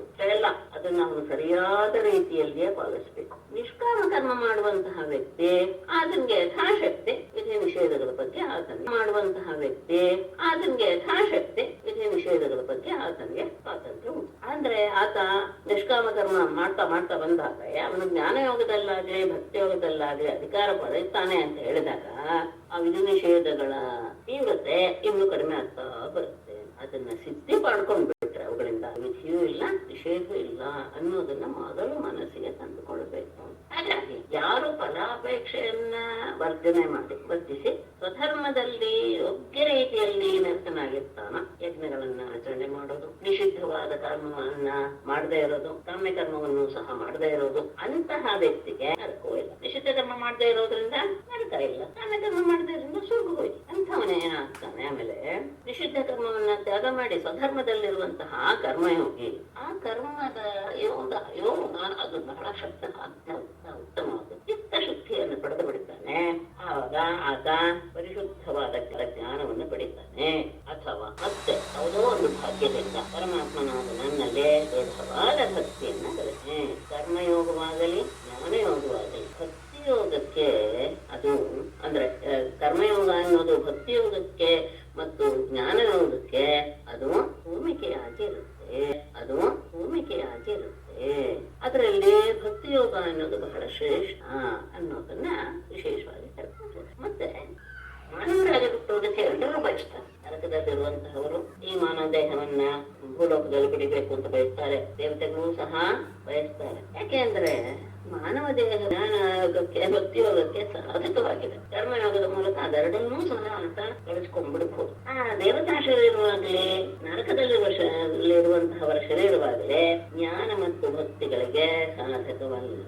ಅವರಿಗೆ ಆ ಭಾವ ಬರೋದೇ ಇಲ್ಲ, ಕರ್ಮವೇ ಇಲ್ವಾ ದೇವತೆಗಳಿಂದ ಇದೆಲ್ಲೂ ಬರಕ್ ಸಾಧ್ಯ. ಹಾಗೆ ಅಂತ ಬಹಳ ಉತ್ತಮವಾಗಿ ಅವರೇ ಬಯಸ್ತಾ ಇದ್ದಾರೆ ಅಂದ್ರೆ ನಾನು ಅದನ್ನ ಬಯಸ್ತೀನಿ ಅಂತ ಬುದ್ಧಿಶಾಲಿಯಾದಂತಹ ವ್ಯಕ್ತಿ ಸ್ವರ್ಗವನ್ನು ಬಯಸಬಾರ್ದು, ನರಕವನ್ನು ಬಯಸಬಾರ್ದು. ಆಯ್ತು, ಅದು ಒಳ್ಳೇದೆ. ಯಾಕೆ ಅಂದ್ರೆ ಹಾಗೆ ಆದಾಗ ಸ್ವರ್ಗ ನರಕಗಳಿಗೆ ಕಾರಣವಾದ ಕರ್ಮಗಳನ್ನ ಮಾಡಬಾರ್ದು ಅಂತ ಇಲ್ಲ. ಮನುಷ್ಯ ಶ್ರೇಷ್ಠ, ಅದೇ ಇಲ್ಲಿ ನನಗೆ ಮುಂದಿನ ಜನ್ಮದಲ್ಲೂ ಅಂತ ಅದನ್ನು ಬಯಸೋದು ಬೇಡ.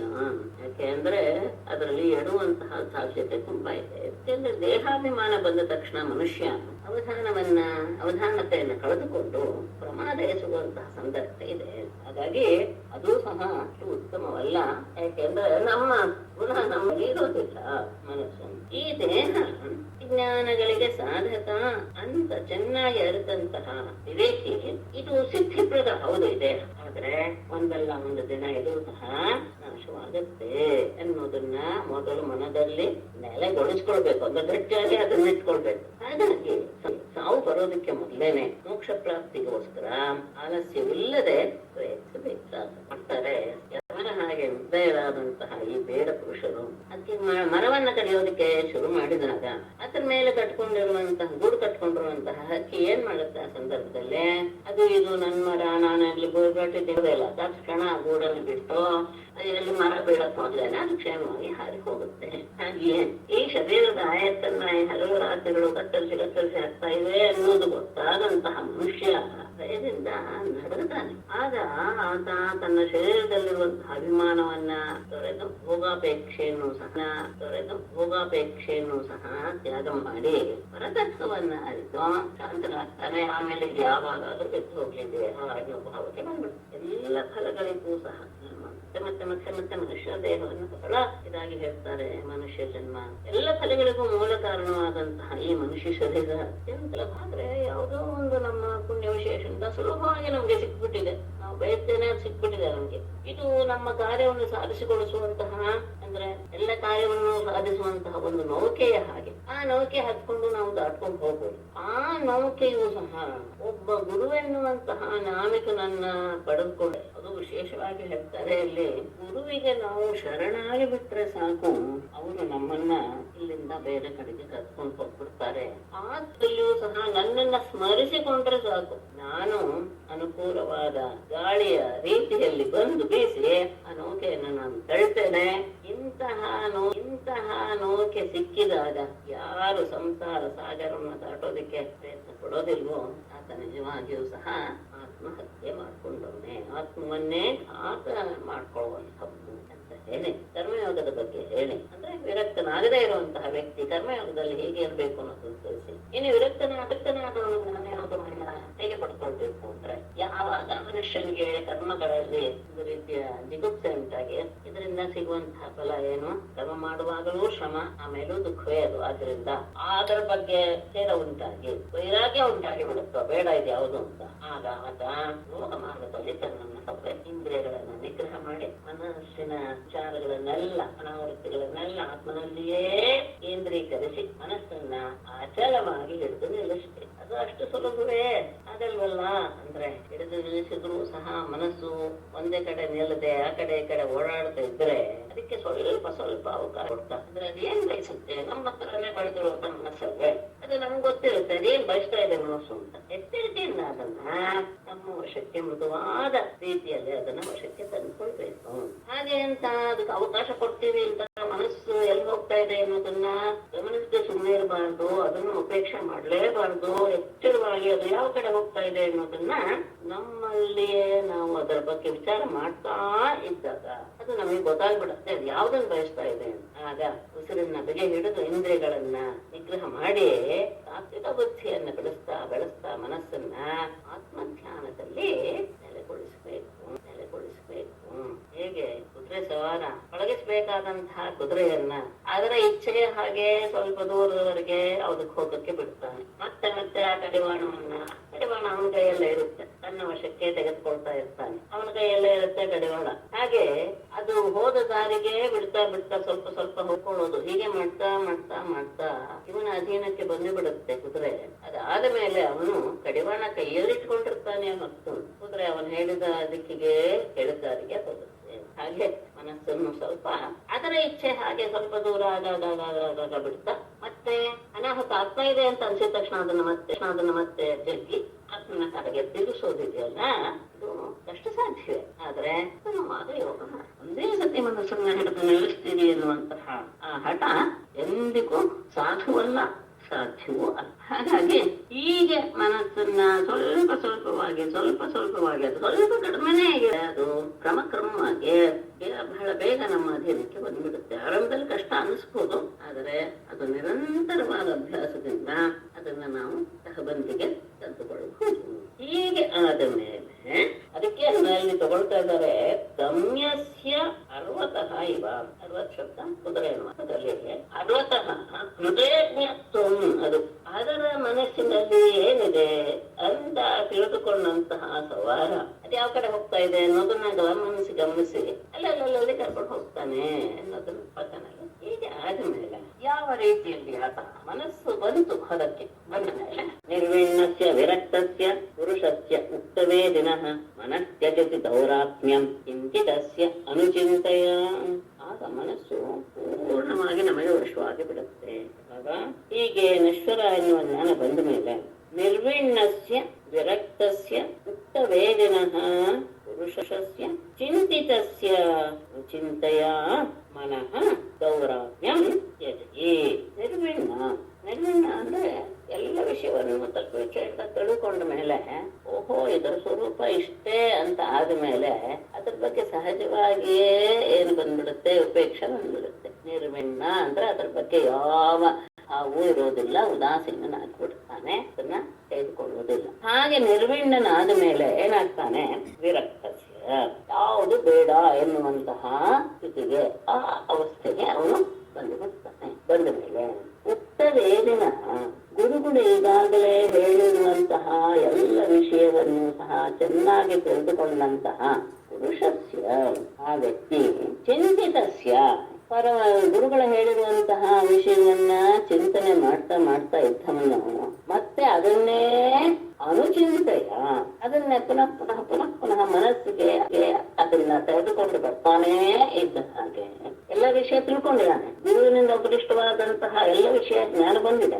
ಆ ಗುರುವಿನಿಂದ ಉಪದೇಶವಾದದ್ದನ್ನೇ ಮತ್ತೆ ಮತ್ತೆ ಚಿಂತನೆ ಮಾಡಿದ್ದನ್ನೇ ಮತ್ತೆ ಮತ್ತೆ ಅನುಚಿಂತನೆ ಮಾಡ್ತಾ ಮಾಡ್ತಾ ಇದ್ದ ಹಾಗೆ ಮನಸ್ಸು ನೌರಾತ್ಮ್ಯಂ ದೇಹದ ಉಳಿದ ಎಲ್ಲರ ವಿಷಯದ ಬಗ್ಗೆ ಅಭಿಮಾನವನ್ನ ತ್ಯಜತಿ ನಿಲ್ಲಿಸಿ ಬಿಡುತ್ತೆ. ಎಲ್ಲದರ ಪರಿಪೂರ್ಣವಾದ ವಿಷಯ ಇಷ್ಟೇ ಇದ್ರದ್ದು ತತ್ವ ಅನ್ನೋದು ಬಂದ ತಕ್ಷಣ ಎಲ್ಲದರ ಬಗ್ಗೆ ವೈರಾಗ್ಯ ಬಂದಂತಹ ಮನುಷ್ಯ ಗುರು ಉಪದಿಷ್ಟವಾದದ್ದನ್ನ ಸರಿಯಾಗಿ ತಿಳಿದುಕೊಂಡು ಮತ್ತೆ ಚಿಂತೆಯನ್ನ ಈಗಾಗಲೇ ಗುರುಪದೇಶವನ್ನು ಚಿಂತನೆ ಮಾಡ್ತಾನೆ ಇದ್ದಾನೆ, ಅದನ್ನ ಮತ್ತೆ ಮತ್ತೆ ಅನುಚಿಂತನೆ ಮಾಡ್ತಾ ಇರೋದ್ರಿಂದ ಮನಸ್ಸು ತನ್ನ ದೇಹದ ಬಗ್ಗೆ ಅಭಿಮಾನವನ್ನ ಅಥವಾ ದೌರ್ಜನ್ಯವನ್ನ ಅದು ತ್ಯಾಗ ಮಾಡಿಬಿಡುತ್ತೆ. ಅಷ್ಟೇ ಅಲ್ಲ, ಯಮಾದಿಭಿಃ ಯೋಗಪತೈಃ ಅನ್ವೀಕ್ಷಿತ್ಯ ಚ ವಿದ್ಯೆಯ ಮಮಾರ್ಚೋಪಾಸನಾಭಿರ್ವಾ ನಾನ್ಯೈಃ ಯೋಗ್ಯಂ ಸ್ಮರೇತ್ ಮನಃ. ಯಮಾದಿಭಿಃ ಯೋಗಂ ಪಥೈಃ ಅನ್ವೀಕ್ಷಿತ್ಯ ವಿದ್ಯೆಯ ಚ ವಾ ಮಮ ಅರ್ಚೋಪಾಸನಾಭಿಃ ಯಂ ಮನಃ ಸ್ಮರೇತ್ ಅನ್ಯೈಃ ನ. ಯಮ ನಿಯಮ ಇತ್ಯಾದಿ ಯೋಗಾಂಗಗಳು ಏನಿದೆಯೋ ಯೋಗದ ಮಾರ್ಗಗಳು, ಆ ಯಮಾದಿ ಯೋಗ ಪಥೈಹಿ ಯೋಗ ಮಾರ್ಗದಿಂದಲಾಗಲಿ ಅನ್ವೀಕ್ಷಿಕ್ಯ ವಿದ್ಯೆಯ ಪದಾರ್ಥ ದ್ವಯ ಇರೋದು ಏನು, ಜೀವಾತ್ಮ ಮತ್ತು ಪರಮಾತ್ಮ ಅಂತ. ಅದು ಯಾವುದು ಸರಿ ಅಂತ, ಜೀವಾತ್ಮ ಅಂದ್ರೆ ಏನು, ಪರಮಾತ್ಮ ಅಂದ್ರೆ ಏನು ಅಂತ ಸರಿಯಾದ ಶೋಧನೆಯನ್ನ ತಿಳಿಸುವಂತಹ ಜ್ಞಾನ ಮಾರ್ಗದಿಂದಲಾಗಲಿ ಅನ್ವೇಷಣೆ ಮಾಡ್ತಾ ಮಾಡ್ತಾ ಜೀವಾತ್ಮ ಪರಮಾತ್ಮ ಅಂತ ಎರಡೇ ಅದೇನು ನಿಜವಾದ ಸ್ವರೂಪ ಅದನ್ನ ತಿಳಿಸಿಕೊಡುವಂತಹ ಜ್ಞಾನ ಮಾರ್ಗದಿಂದಲಾಗಲಿ. ಇದೆರಡು ಒಂದು ಕಡೆ ಆದ್ರೆ ಇನ್ನೊಂದು ಸುಲಭವಾದದ್ದು ಏನ್ ಹೇಳ್ತಾರೆ, ವಾ ಅಥವಾ ಮಮ ಅರ್ಚಾ ಉಪಾಸನಾಭಿ, ನನ್ನ ಅರ್ಚನೆ ಅಥವಾ ಪೂಜೆ ಉಪಾಸನೆಗಳಿಂದಲಾಗಲಿ ಯೋಗ್ಯಂ ಮನಃ ಸ್ಮರೇತ್, ಪರಮಾತ್ಮನಂದ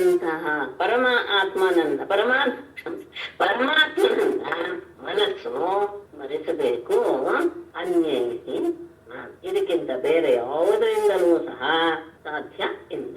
ಅಂದ್ರೆ ಈಗ ಇನ್ನು ಯಾವ ಕರ್ಮವನ್ನು ಮಾಡಬೇಕಾದ ಅವಶ್ಯಕತೆ ಇರೋದಿಲ್ಲ. ಯೋಗ ಮಾರ್ಗವನ್ನು ಆಶ್ರಯಿಸಿಬಿಟ್ಟಿದ್ದಾನೆ ಅಥವಾ ಜ್ಞಾನ ಮಾರ್ಗದಿಂದ ಅವನು ಎಲ್ಲವನ್ನು ತಿಳಿದುಕೊಂಡು ಬಿಟ್ಟಿದ್ದಾನೆ, ಅಥವಾ ಅರ್ಚನೆ ಉಪಾಸನೆಗಳಿಂದ ಅಂದ್ರೆ ಭಕ್ತಿ ಯೋಗವನ್ನು ಆಶ್ರಯಿಸಿ ಮನಸ್ಸು ಯೋಗೇಶ್ವರನಾದಂತಹ ಪರಮಾತ್ಮನನ್ನ ಸ್ಮರಿಸ್ತಾ ಇರುತ್ತೆ ಅನ್ನೋದ ಬಂದಾಗ ಇನ್ಯಾವುದೂ ಸಹ ಇದು ಸಾಧ್ಯವಿಲ್ಲ. ಅಲ್ಲಿ ಯೋಗಾದಿಗಳಿಂದ ಮತ್ತು ಜ್ಞಾನ ಮಾರ್ಗದಿಂದ ಅಂತ ಹೇಳೋದು ಅದು ಒಂದಕ್ಕೊಂದು ಅವಶ್ಯಕ ಪೋಷಕ ಬೇಕು. ಯೋಗದಿಂದ ಆಮೇಲೆ ಜ್ಞಾನ ಮಾರ್ಗಕ್ಕೆ ಹೋಗೋದು. ಆದ್ರೆ ಮುಂದೆ ವಾ ಹೇಳಿ ಅರ್ಚಾ ಮತ್ತು ಉಪಾಸನೆ ಹೇಳಿದಾರಲ್ಲ ಅದು ಸ್ವತಂತ್ರ ಅನ್ನೋದನ್ನ ವಿಶೇಷವಾಗಿ ಹೇಳ್ತಾರೆ. ವಾಶಬ್ದೇನ ಅಸ್ಯ ಪಕ್ಷಸ್ಯ ಸ್ವಾತಂತ್ರ್ಯ ದರ್ಶಯತಿ ಅಂತ ವಿಶೇಷ ಹೇಳ್ತಾರೆ. ಉದ್ಯೋಗ ಬಂದ್ಬಿಟ್ಟು ಉಳಿದ ಯಾವ ಮಾರ್ಗವನ್ನು ಅವರು ಆಶ್ರಯಿಸೋ ಅವಶ್ಯಕತೆಯೇ ಇಲ್ಲ, ತಾನಾಗೆ ಮನಸ್ಸು ಅಲ್ಲಿ ನೆಲೆಗೊಂಡು ಬಿಡುತ್ತೆ. ಆಗ ಆತ ಇನ್ಯಾವ ಕರ್ಮವನ್ನು ಮಾಡಬೇಕಾದಿಲ್ಲ. ಅಲ್ಲ, ನೀವು ಹೇಳ್ತೀರಾ ಸರಿ, ಆದ್ರೆ ಯಾವುದೋ ಒಂದು ರೀತಿಯಲ್ಲಿ ಆತ ಕೆಟ್ಟ ಕೆಲಸ ಮಾಡಿಬಿಟ್ಟ ಅಂತ ಇಟ್ಕೊಳ್ಳೋಣ. ಆಗ ಆ ಪ್ರಾಯಶ್ಚಿತ್ತ ಕೆಲಸ ಮಾಡ್ಕೊಳ್ಬೇಕಲ್ವೇ ಅಂತ ಹೇಳಿದರೆ, ಯದಿ ಕುರ್ಯಾತ್ ಪ್ರಮಾದೇನ ಯೋಗಿ ಕರ್ಮ ವಿಗರ್ಹಿತಂ ಯೋಗೇನೈವ ದಹೇತ್ ಅಂಹಃ ನಾನ್ಯತ್ ತತ್ರ ಕದಾಚನ. ಪಾಪ ಬಂದು ಬಿಟ್ರೆ ಯಾವ್ದಾದ್ರು ನಿಷೇಧ ಕರ್ಮದಿಂದ ಆವಾಗ ಪ್ರಾಯಶ್ಚಿತ್ತ ಮಾಡ್ಕೊಳ್ಬೇಕೇ ಅಲ್ಲ ಅಂದ್ರೆ ಬೇಕಾಗಲ್ಲ.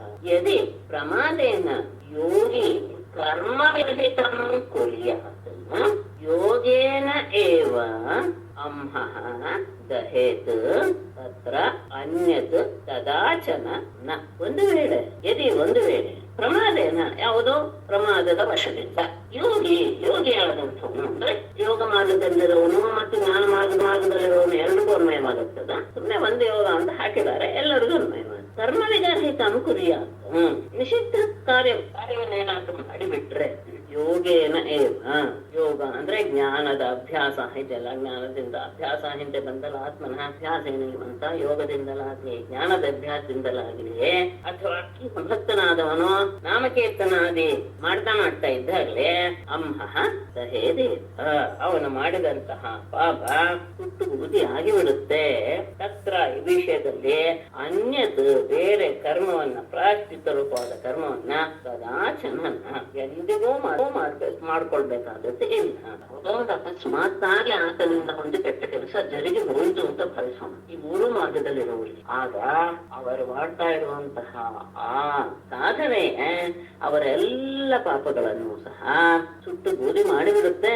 ಅದಕ್ಕೋಸ್ಕರ ಮತ್ತೆ ಅವರು ಪ್ರಾಯಶ್ಚಿತ್ತ ಕರ್ಮವನ್ನು ಮಾಡಿಕೊಳ್ಳುವಂತಹ ಅವಶ್ಯಕತೆ ಇಲ್ಲ. ಅದು ಅವ್ರು ಹೇಳ್ತಾರೆ, ಪ್ರಶ್ನೆ ಮಾಡ್ಕೊಳ್ತಾರೆ, ಇಷ್ಟು ನೈಮಿತ್ತಿಕ ಕಾರ್ಯಗಳನ್ನ ಮಾಡ್ತಾ ಇರೋದು ಯಾತಕ್ಕೆ ಬೇಕು ಅಂದ್ರೆ ನಮ್ಮ ಮನಸ್ಸನ್ನ ಶುದ್ಧಿ ಮಾಡ್ಕೊಳ್ಳೋದಕ್ಕೋಸ್ಕರ. ಆ ಸಂದರ್ಭದಲ್ಲಿ ಏನಾದ್ರೂ ಪ್ರಮಾದ ಆಗಿಬಿಟ್ರೆ ಅದು ದೋಷವಾಗುತ್ತೆ. ಆವಾಗ ಅದನ್ನ ನಿವಾರಣೆ ಮಾಡ್ಕೊಳ್ಳೋದಕ್ಕೋಸ್ಕರ ಪ್ರಾಯಶ್ಚಿತ್ತ ಅನ್ನೋದು ಮಾಡ್ಕೊಳ್ಳೋದು ಅದು ಒಂದು ಗುಣವೇ ಅಲ್ವೇ?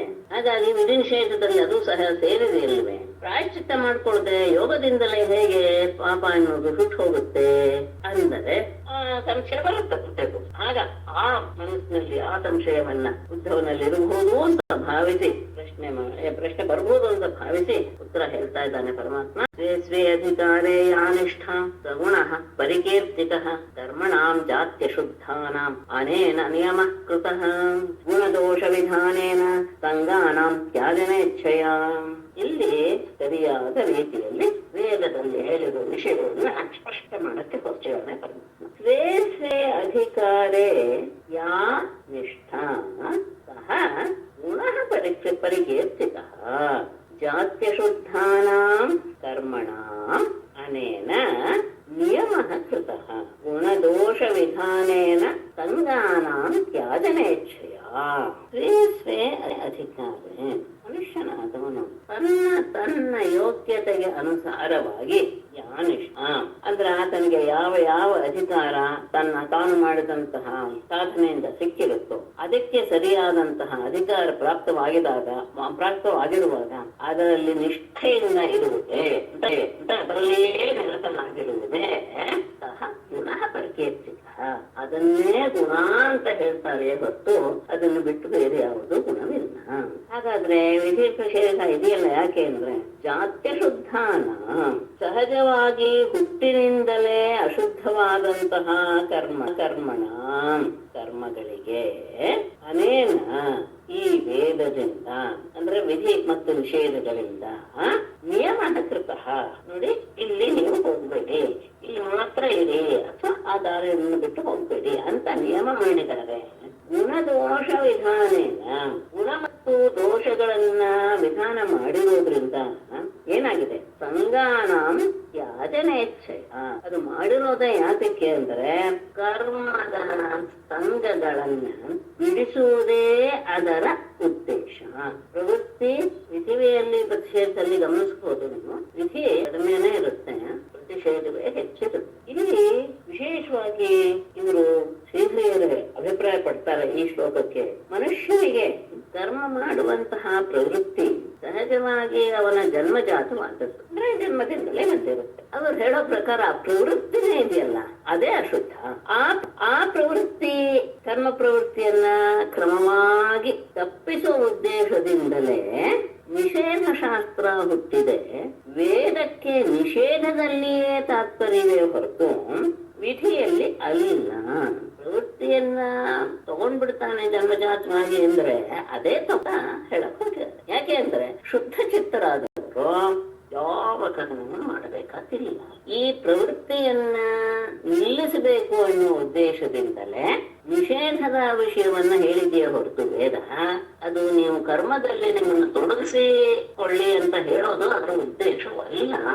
ಇದು ಸ್ಪಷ್ಟವಾಗಿ ಇದನ್ನು ಹೇಳಿದ್ದಾರೆ. ಯಾಕೆಂದ್ರೆ ಪುರುಷನ ಸ್ವಾಭಾವಿಕವಾದದ್ದು ಪ್ರವೃತ್ತಿ, ಹೌದು, ಅದನ್ನ ಸಂಕೋಚ ಮಾಡಕ್ ಹೊರಟಿದ್ದಾರೆ ನಿವೃತ್ತಿ. ಯಾಕೆಂದ್ರೆ ಸಂಕೋಚ ಮಾಡ್ತಾ ಇದ್ದಾಗ ಇದು ಯಾವುದು ಬೇಡ ಅಂತ ನಿವೃತ್ತಿಯಲ್ಲಿ ಅವನು ತನ್ನನ್ನ ಕೊನೆಗೊಳಿಸ್ಕೊಳ್ಬೇಕು ಎನ್ನುವುದೇ ವೇದವೇ ಹೊರತು ಪುರುಷಸ್ಯ ಇಲ್ಲಿ ಹೇಳುವಂತಹದ್ ಮಾತು ಹೇಳ್ತಾ ಇದ್ದೀನಿ. ಅಶುದ್ಧಿ ನಾಮ ನಾ ಪ್ರವೃತ್ತೇ ಅನ್ಯ ಅಸ್ತಿ. ಪುರುಷನಿಗೆ ಅಶುದ್ಧಿ ಅಂದ್ರೇನು? ಪ್ರವೃತ್ತಿ ಅನ್ನೋದೇ ಅವನಲ್ಲಿರುವ ಅಶುದ್ಧಿ. ಯಾಕೆ? ಸ್ವಾಭಾವಿಕ ಪ್ರವೃತ್ತಿಯ ಏವ ಸಸ್ಯ ಮಲಿನತ್ವ. ಅದು ಮಾಡಕ್ ಹೊರಟ್ರೆ ಅಂದ್ರೆ ಅದು ದೋಷದಿಂದ ಕೂಡಿದೆ ಅಂತಾನೆ ಅರ್ಥ ಆಗತ್ತೆ. ಅದು ದೋಷಯುಕ್ತ ಶಾಶ್ವತವಾಗಿ ಅಂದರೆ ನ ಚ ಸಹಸಾ ಸರ್ವತಃ ನಿವೃತ್ತಿ ಕರ್ತು ಶಕ್ಯತೆ. ಒಂದೇ ಸತಿಗೆ ಯಾವುದು ಮಾಡಬೇಡ, ಪ್ರವೃತ್ತಿಯನ್ನು ಮಾಡ್ಲೇಬೇಡ ಅಂತ ಒಂದೇ ಸತಿಗೆ ನಿಲ್ಸೋದಕ್ಕೆ ಆಗೋದಿಲ್ಲ. ಆಗ ಅಥವಾ ಇದಂ ನ ಕರ್ತವ್ಯಂ ಇದಮೇವ ಕರ್ತವ್ಯಂ, ಇದನ್ನ ಮಾಡಬಾರ್ದು, ಇದನ್ನೇ ಮಾಡಬೇಕು. ಇತ್ಯೇವಂ ಸ್ವಾಭಾವಿಕ ಪ್ರವೃತ್ತಿ ಸಂಕೋಚದ್ವಾರೇನ, ಎಲ್ಲದರಲ್ಲಿಯೂ ಅವನು ಪ್ರವೃತ್ತಿ ತೊಡಸ್ಕೊಳ್ತಾ ಇದ್ದಾನೆ ತನ್ನನ್ನ, ಅದರಲ್ಲಿ ಸ್ವಲ್ಪ ನೇಮ ಮಾಡಿ ಇಲ್ಲಿ ಮಾತ್ರ ಅಂತ ಅದನ್ನ ಸಂಕುಚಿತ ಮಾಡಿ ನಿವೃತ್ತಿರೇವ ಕ್ರಿಯತೆ, ಎಲ್ಲದಿಂದಲೂ ನೀನು ನಿವೃತ್ತನಾಗು ಅನ್ನೋದನ್ನೇ ಹೇಳ್ತಾ ಇದೆಯಾ ಹೊತ್ತು. ಯಥಾಚ ನ ಪ್ರವೃತ್ತಿ ಪರಹ ವೇದ, ಪ್ರವೃತ್ತಿಯಲ್ಲಿಯೇ ಇರಿ ಅಂತ ವೇದ ಎಲ್ಲಿಯೂ ಸಹ ಹೇಳಿಲ್ಲ. ಮುಂದೆ ಅದು ವಿಷಯ ಬರುತ್ತೆ ಹೇಳಿದೆ. ಅಂದ್ರೆ ವೇದವನ್ನ ಸರಿಯಾಗಿ ಅರ್ಥ ಮಾಡ್ಕೊಳ್ಳೋದು ಸಹ ಒಂದು ದೊಡ್ಡ ಸಾಧನೆ. ಹೇಳಿದ್ದೇನೆ ಮಾಡ್ತಾ ಇದ್ದೇನೆ ಅನ್ನೋದು ಸಹ ಎಷ್ಟು ಅವಿವೇಕ ಎನ್ನುವುದು ನಮಗೆ ಇದರಿಂದ ಗೊತ್ತಾಗ್ತದೆ. ಹಾಗಾಗಿ ಗುಣದೋಷಗಳನ್ನ ವಿಧಾನ ಮಾಡಿದ ತಕ್ಷಣ ಏನಾಗುತ್ತೆ, ಗುಣದಲ್ಲಿ ಮಾತ್ರ ನಾವು ತೊಡಸ್ಕೊಳ್ತಾ ಹೋಗ್ತಾ ಇದ್ದಾಗ ಮಾಡಬಾರ್ದು ಅಂತ ಹೇಳುವಂತಹದ್ದು ನಿವೃತ್ತಿ ಭಾವವೇ ಹೆಚ್ಚು ಉತ್ತಮ ಎನ್ನುವ ಆ ಮನಸ್ಥಿತಿಗೆ ಅವನು ಬಂದು ತಲುಪಲಿ ಎನ್ನುವುದೇ ವೇದದ ಪರಮ ಉದ್ದೇಶ.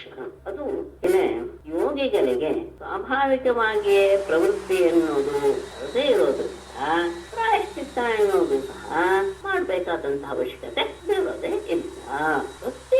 ಜಾತಶ್ರದ್ಧೋ ಮತ್ಕಥಾಸು ನಿರ್ವಿಣ್ಣ ಸರ್ವಕರ್ಮಸು ವೇದ ದುಃಖಾತ್ಮಕಾನ್ ಕಾಮಾನ್ ಪರಿತ್ಯಾಗೇಪ್ಯನೀಶ್ವರಃ. ಮತ್ಕಥಾಸು ಜಾತಶ್ರದ್ಧಃ ಸರ್ವಕರ್ಮಸು ನಿರ್ವಿಣ್ಣ ದುಃಖಾತ್ಮಕಾನ್ ಕಾಮಾನ್ ವೇದ ಪರಿತ್ಯಾಗೇ ಅಪಿ ಅನೀಶ್ವರ. ಇಲ್ಲಿ ವಿಶೇಷವಾಗಿ ಹೇಳ್ತಾರೆ, ಭಕ್ತಿ ಯೋಗವನ್ನು ಆಶ್ರಯಿಸಿದವರಿಗೆ ಒಂದು ಅನುಕೂಲ್ಯ ಇದೆ. ಏನು ಅಂದ್ರೆ ಮತ್ಕಥಾಸು ಜಾತಶ್ರದ್ಧ, ನನ್ನ ಕಥೆಗಳಲ್ಲಿ, ನನ್ನ ವ್ಯವಹಾರಗಳಲ್ಲಿ, ನಾನಿದ್ದಂತಹ ವಿಷಯಗಳಲ್ಲಿ ಜಾತಶ್ರದ್ಧ ಶ್ರದ್ಧೆಯನ್ನ ಉಂಟು ಮಾಡ್ಕೊಳ್ಳೋದು ಅಂದ್ರೆ ನಾ ಶ್ರದ್ಧೆ ಉಂಟಾಗತ್ತೆ. ಕಥೆ ಕೇಳ್ತಾ ಇದ್ದಾಗಲೇ ಕಥೆಯ ಸ್ವಭಾವವೇ ಹಾಗೆ. ಅಂದ್ರೆ ಪರಮಾತ್ಮನ ರೀತಿಯಾಗಿ ಏನೇನೆ ಯಾವ್ಯಾವ ರೀತಿಯಾಗಿ ಹೇಳ್ತಾ ಇದ್ದ, ಯಾವಾಗ ಅನುಗ್ರಹ ಮಾಡಿದ, ಇದನ್ನೆಲ್ಲ ಕೇಳ್ತಾ ಬಂದ ಹಾಗೆ ಶ್ರದ್ಧೆ ಅನ್ನೋದು ಉಂಟಾಗಿ ಬಿಡುತ್ತೆ. ಹಾಗೆ ಮಾಡ್ತಾ ಇದ್ದ ಹಾಗೆ ಆತನಲ್ಲಿಯ ಮನಸ್ಸನ್ನು ನೆಲೆಗೊಳಿಸ್ತಾ ಇರುವಾಗ ಕರ್ಮದ ನಿರ್ವಿಣ್ಣ, ಎಲ್ಲ ಕರ್ಮದಲ್ಲಿಯೂ ಸಹ ಅವನಿಗೆ ಅದರ ಬಗ್ಗೆ ನಿರ್ವೇದ ಉಂಟಾಗ ದುಃಖಾತ್ಮಕಾನ್ ಕಾಮಾನ ವೇದ, ದುಃಖ ಸ್ವರೂಪಗಳೇ ಕಾಮಗಳು ಎನ್ನುವುದನ್ನು ಅವನು ತಿಳ್ಕೊಂಡಿದ್ದರೂ ಸಹ ಪರಿತ್ಯಾಗೇ ಅನೀಶ್ವರ, ಅದನ್ನ ಬಿಡಬೇಕು ಎನ್ನುವ ವಿಷಯದಲ್ಲಿ ಅವನಿಗೆ ಮನಸ್ಸಿನ ಹಿಡಿತ ಇರುವುದಿಲ್ಲ. ಪರಮಾತ್ಮನ ವಿಷಯಗಳಲ್ಲಿ ಅತ್ಯಂತ ಶ್ರದ್ಧೆ ಉಂಟಾದಾಗ ಎಲ್ಲ ಕರ್ಮಗಳನ್ನು ಸಹ ಬೇಡ ಮಾಡುದು ಯಾಕೆ ಅನ್ನುವ ಭಾವ ಬಂದುಬಿಡುತ್ತೆ. ಅಷ್ಟೇ ಅಲ್ಲ, ಎಲ್ಲ ಇಚ್ಛೆಗಳು ಸಹ ದುಃಖ ಸ್ವರೂಪವೇ ಅನ್ನುವಂತಹದ್ದು ಗೊತ್ತಾದರೂ ಸಹ ಅದೊಂದು ತ್ಯಜಿಸುವಂತಹ ಮನಸ್ಸಿನ ದೃಢತೆ ಇರುವುದಿಲ್ಲ. ಆದರೆ ಮುಂದೆ ಅವನು ತಥೋ ಭಜೇತರಂ ಪ್ರೀತಃ ಶ್ರದ್ಧಾಲು ದೃಢ ನಿಶ್ಚಯ ವಿಷಮಾಶ್ಚ ತಾನ್ ಕಾಮಾನ್ ದುಃಖೋದರ್ಪಾಶ್ಚ ಗರ್ಹಯನ್. ಇದೇ ಮಾರ್ಗದಲ್ಲಿ ಅವನು ಹೋಗ್ತಾ ಇದ್ದರೆ ಆಗ ಅವನಿಗೆ ಒಂದಲ್ಲ ಒಂದು ದಿವಸ ಅದರ ಬಗ್ಗೆ ತಿಳುವಳಿಕೆ ಬರುತ್ತೆ. ತತಃ ಶ್ರದ್ಧಾಲು ದೃಢ ನಿಶ್ಚಯ ಮಾಂ ಪ್ರೀತಃ ಮಾಂ ಭಜೇತ ತಾನ್ ಕಾಮಾನ್ ದುಃಖೋದರ್ಕಾನ್ ಶುಷಮಾಣಶ್ಚ ಗರ್ಹಯನ್. ತತಃ ಅಂದ್ರೆ ಈ ಭಾವ ಮನಸ್ಸಿನ ಧಾರ್ಢ್ಯತೆ ಇಲ್ಲ, ಆದರೂ ಶ್ರದ್ಧಾಲು ಎಲ್ಲ ಒಂದಲ್ಲ ಒಂದು ದಿವಸ ನನ್ನ ಮನಸ್ಸಿಗೆ ಆ ದೃಢತೆ ಬರ್ಬೋದು ಅದು ಎನ್ನುವ ಶ್ರದ್ಧೆಯಿಂದ ಕೂಡಿದವನು. ಹಾಲು ಅನ್ನೋದು ಹೇಳಿದ್ದೇನೆ, ಆಲೋಚನೆ ಬರುತ್ತೆ. ಅದು ಸತತವಾದ ಶ್ರದ್ಧೆ, ಅದು ಬಿಟ್ರೆ ಇನ್ನೇನು ಇಲ್ಲ.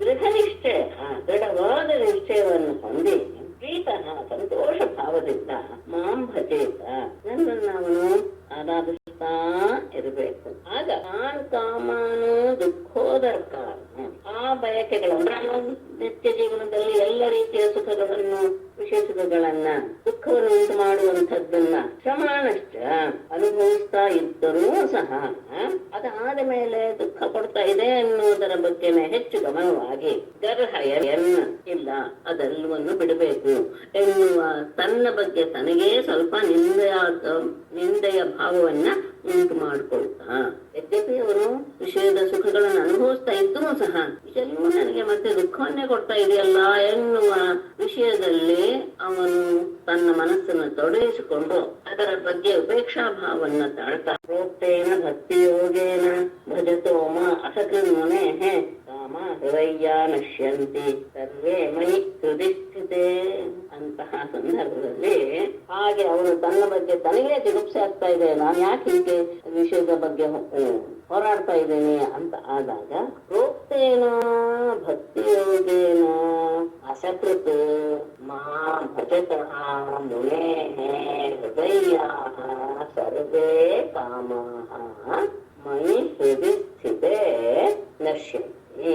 ಪ್ರೋಕ್ತೇನ ಹಿಂದೆ ಹೇಳಿದಂತಹ ಭಕ್ತಿಯೋಗೇನ, ಭಕ್ತಿಯೋಗದ ಮಾರ್ಗದಿಂದ ಅಸಕೃತ್ ಪುನಃ ಪುನಃ ಪುನಃ ಪುನಃ ಸತತವಾಗಿ ನಿರಂತರವಾಗಿ ಮಾ ನನ್ನನ್ನ ಭಜತಃ ಮುನೇಃ ಆರಾಧಿಸ್ತಾ ಇರುವಂತಹ ಆ ಸಾಧು ಮನುಷ್ಯನ ಹೃದಯದಲ್ಲಿ ಇರುವ ಸರ್ವೇ ಕಾಮ, ಎಲ್ಲ ಕಾಮನೆಗಳು ಮಯಿ ಹೃದಯಿಸಿದೆ, ನಾನು ಅವನ ನಶ್ಯಂತೆ ನಾಶವಾಗಿ ಹೋಗುತ್ತೇನೆ. ನಿಂದಾಭಾವ ಬಂದ್ಬಿಡ್ತು.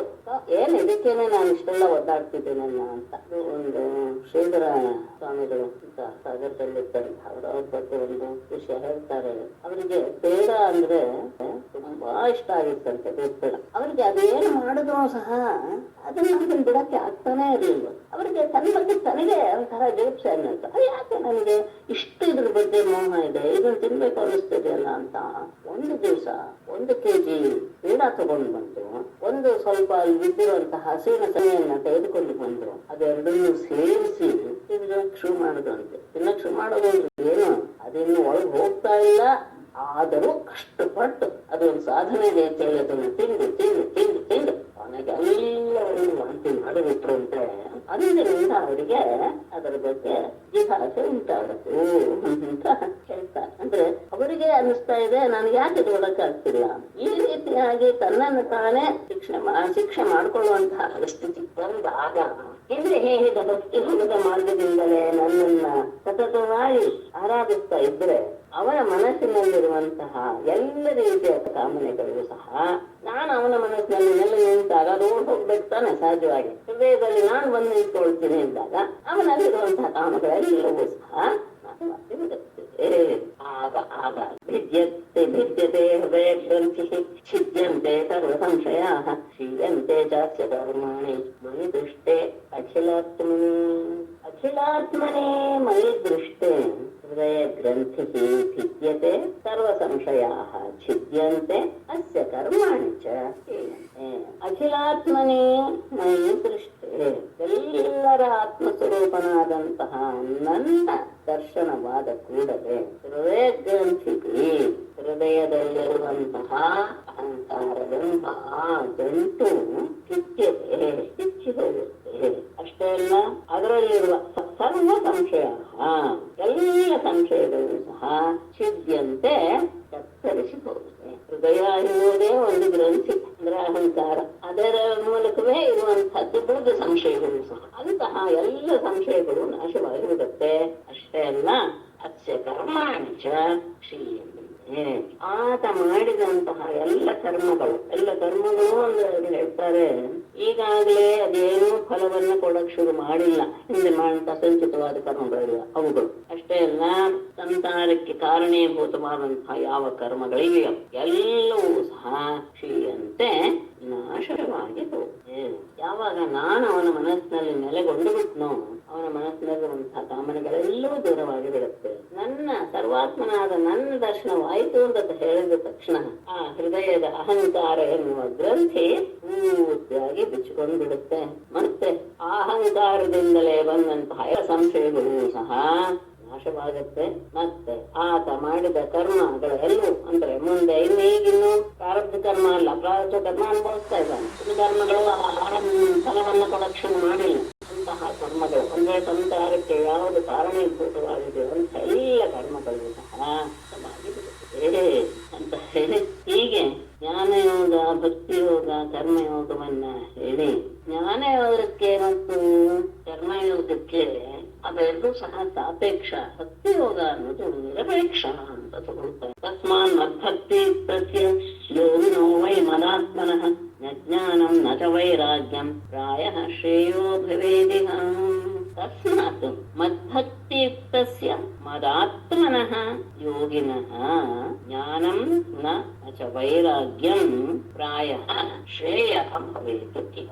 ಈಗ ಶ್ರೇಯಃ ಭವೇತ್. ತಸ್ಮಾತ್ ಆದ್ದರಿಂದಲೇ ಮದ್ಭಕ್ತಿಯುಕ್ತಸ್ಯ ನನ್ನಲ್ಲಿ ಭಕ್ತಿಯನ್ನ ಹೊಂದಿದಂತಹ ಅಂದ್ರೆ ಭಕ್ತಿ ಸಂಪನ್ನನಾದಂತಹ ಅಷ್ಟೇ ಅಲ್ಲ ಮದಾತ್ಮನಃ ನನ್ನಲ್ಲಿಗೆ ಮನಸ್ಸನ್ನ ನಿರಂತರವಾಗಿ ನೆಲೆಗೊಳಿಸಿದಂತಹ ಯೋಗಿನಃ ಆ ಯೋಗಿಗೆ ಅಂದ್ರೆ ಭಕ್ತಿ ಯೋಗಿಗೆ ಅಂತ ಹೇಳೋದು ಒಳ್ಳೆಯದು. ಪ್ರಾಯ ಸಾಮಾನ್ಯವಾಗಿ ನ ಜ್ಞಾನಂ ನ ಚ ವೈರಾಗ್ಯಂ ಜ್ಞಾನವಾಗಲಿ ವೈರಾಗ್ಯವೇ ಶ್ರೇಯಾಯ ಭವೇತ್. ಎರಡಂತ ಇದ್ದಾರೆ ಅಲ್ಲ ಸರ್ವನಾದರೂ ಶ್ರೇಯಸ್ಸಿಗೆ ಕಾರಣವಾಗ ಸಾಧನ ಅಲ್ಲ ಅಂತಲೇ ಹೇಳಬೇಕು. ನನ್ನಲ್ಲಿ ಭಕ್ತಿ ಬಿಟ್ಟಿದೆ ಅವನಿಗೆ ಅಂದ್ರೆ ಜ್ಞಾನವೂ ಶ್ರೇಯಸ್ಸಿಗೆ ಕಾರಣವಲ್ಲ, ವೈರಾಗ್ಯವೂ ಶ್ರೇಯಸ್ಸಿಗೆ ಕಾರಣವಲ್ಲ. ಅಂದ್ರೆ ಅವೆರಡೂ ಇರಬೇಕು ಅಂತ ಇಲ್ಲೇ ಇಲ್ಲ. ಜ್ಞಾನವಾಗಲಿ ವೈರಾಗ್ಯವಾಗಲಿ ಶ್ರೇಯಸ್ಸಿಗೆ ಕಾರಣ ಅಲ್ಲ ಅಂತಾನೆ ನಿರ್ಣಯ. ಭಕ್ತಿ ಯೋಗ ಬಂದಿಟ್ಟು ಬಿಟ್ರೆ ಸಾಕು, ಅದು ಸಾಪೇಕ್ಷವಲ್ಲ, ಅದು ನಿರಪೇಕ್ಷ. ಇವೆರಡೂ ಸಹ ಅಪೇಕ್ಷ. ಯಾಕೆ ಅಂತ ಹೇಳಿದ್ರೆ ಏನದಕ್ಕೆ ವಿಶೇಷ? ಜ್ಞಾನ ವೈರಾಗ್ಯ ಜಯ ಯೋಗೇನ ದಾನಧರ್ಮೇಣ ಶ್ರೇಯೋ ಹಿ ಇತರೈರಪಿ ಕರ್ಮಭಿಃ ಯತ್ ತಪಸಾ ಯತ್ ಜ್ಞಾನ ವೈರಾಗ್ಯತಃ ಯೋಗೇನ ಧ್ಯಾನವೇ ಅವುಗಳಿಗಿದ್ದರು ಮುಂದೆ ಸರ್ವಮಥತಿಯೋನೇನ ಮಥತೋಲತೆ ಕರ್ತಾವಟಮಧಾಮ ತತನ್ಹಿತ್ ಯದಿ ವಾಂಛತಿ ಮದ್ಭಕ್ತಿ ಯೋಗೇನ ಮದ್ಭಕ್ತಃ ಸರ್ವಂ ಅಂಜಸಾ ಲಭತೆ ಸ್ವರ್ಗಾಪವರ್ಗಂ ಮಧಾಮ ಕಥಂಚಿತ್ ಯದಿ ವಾಂಛತಿ.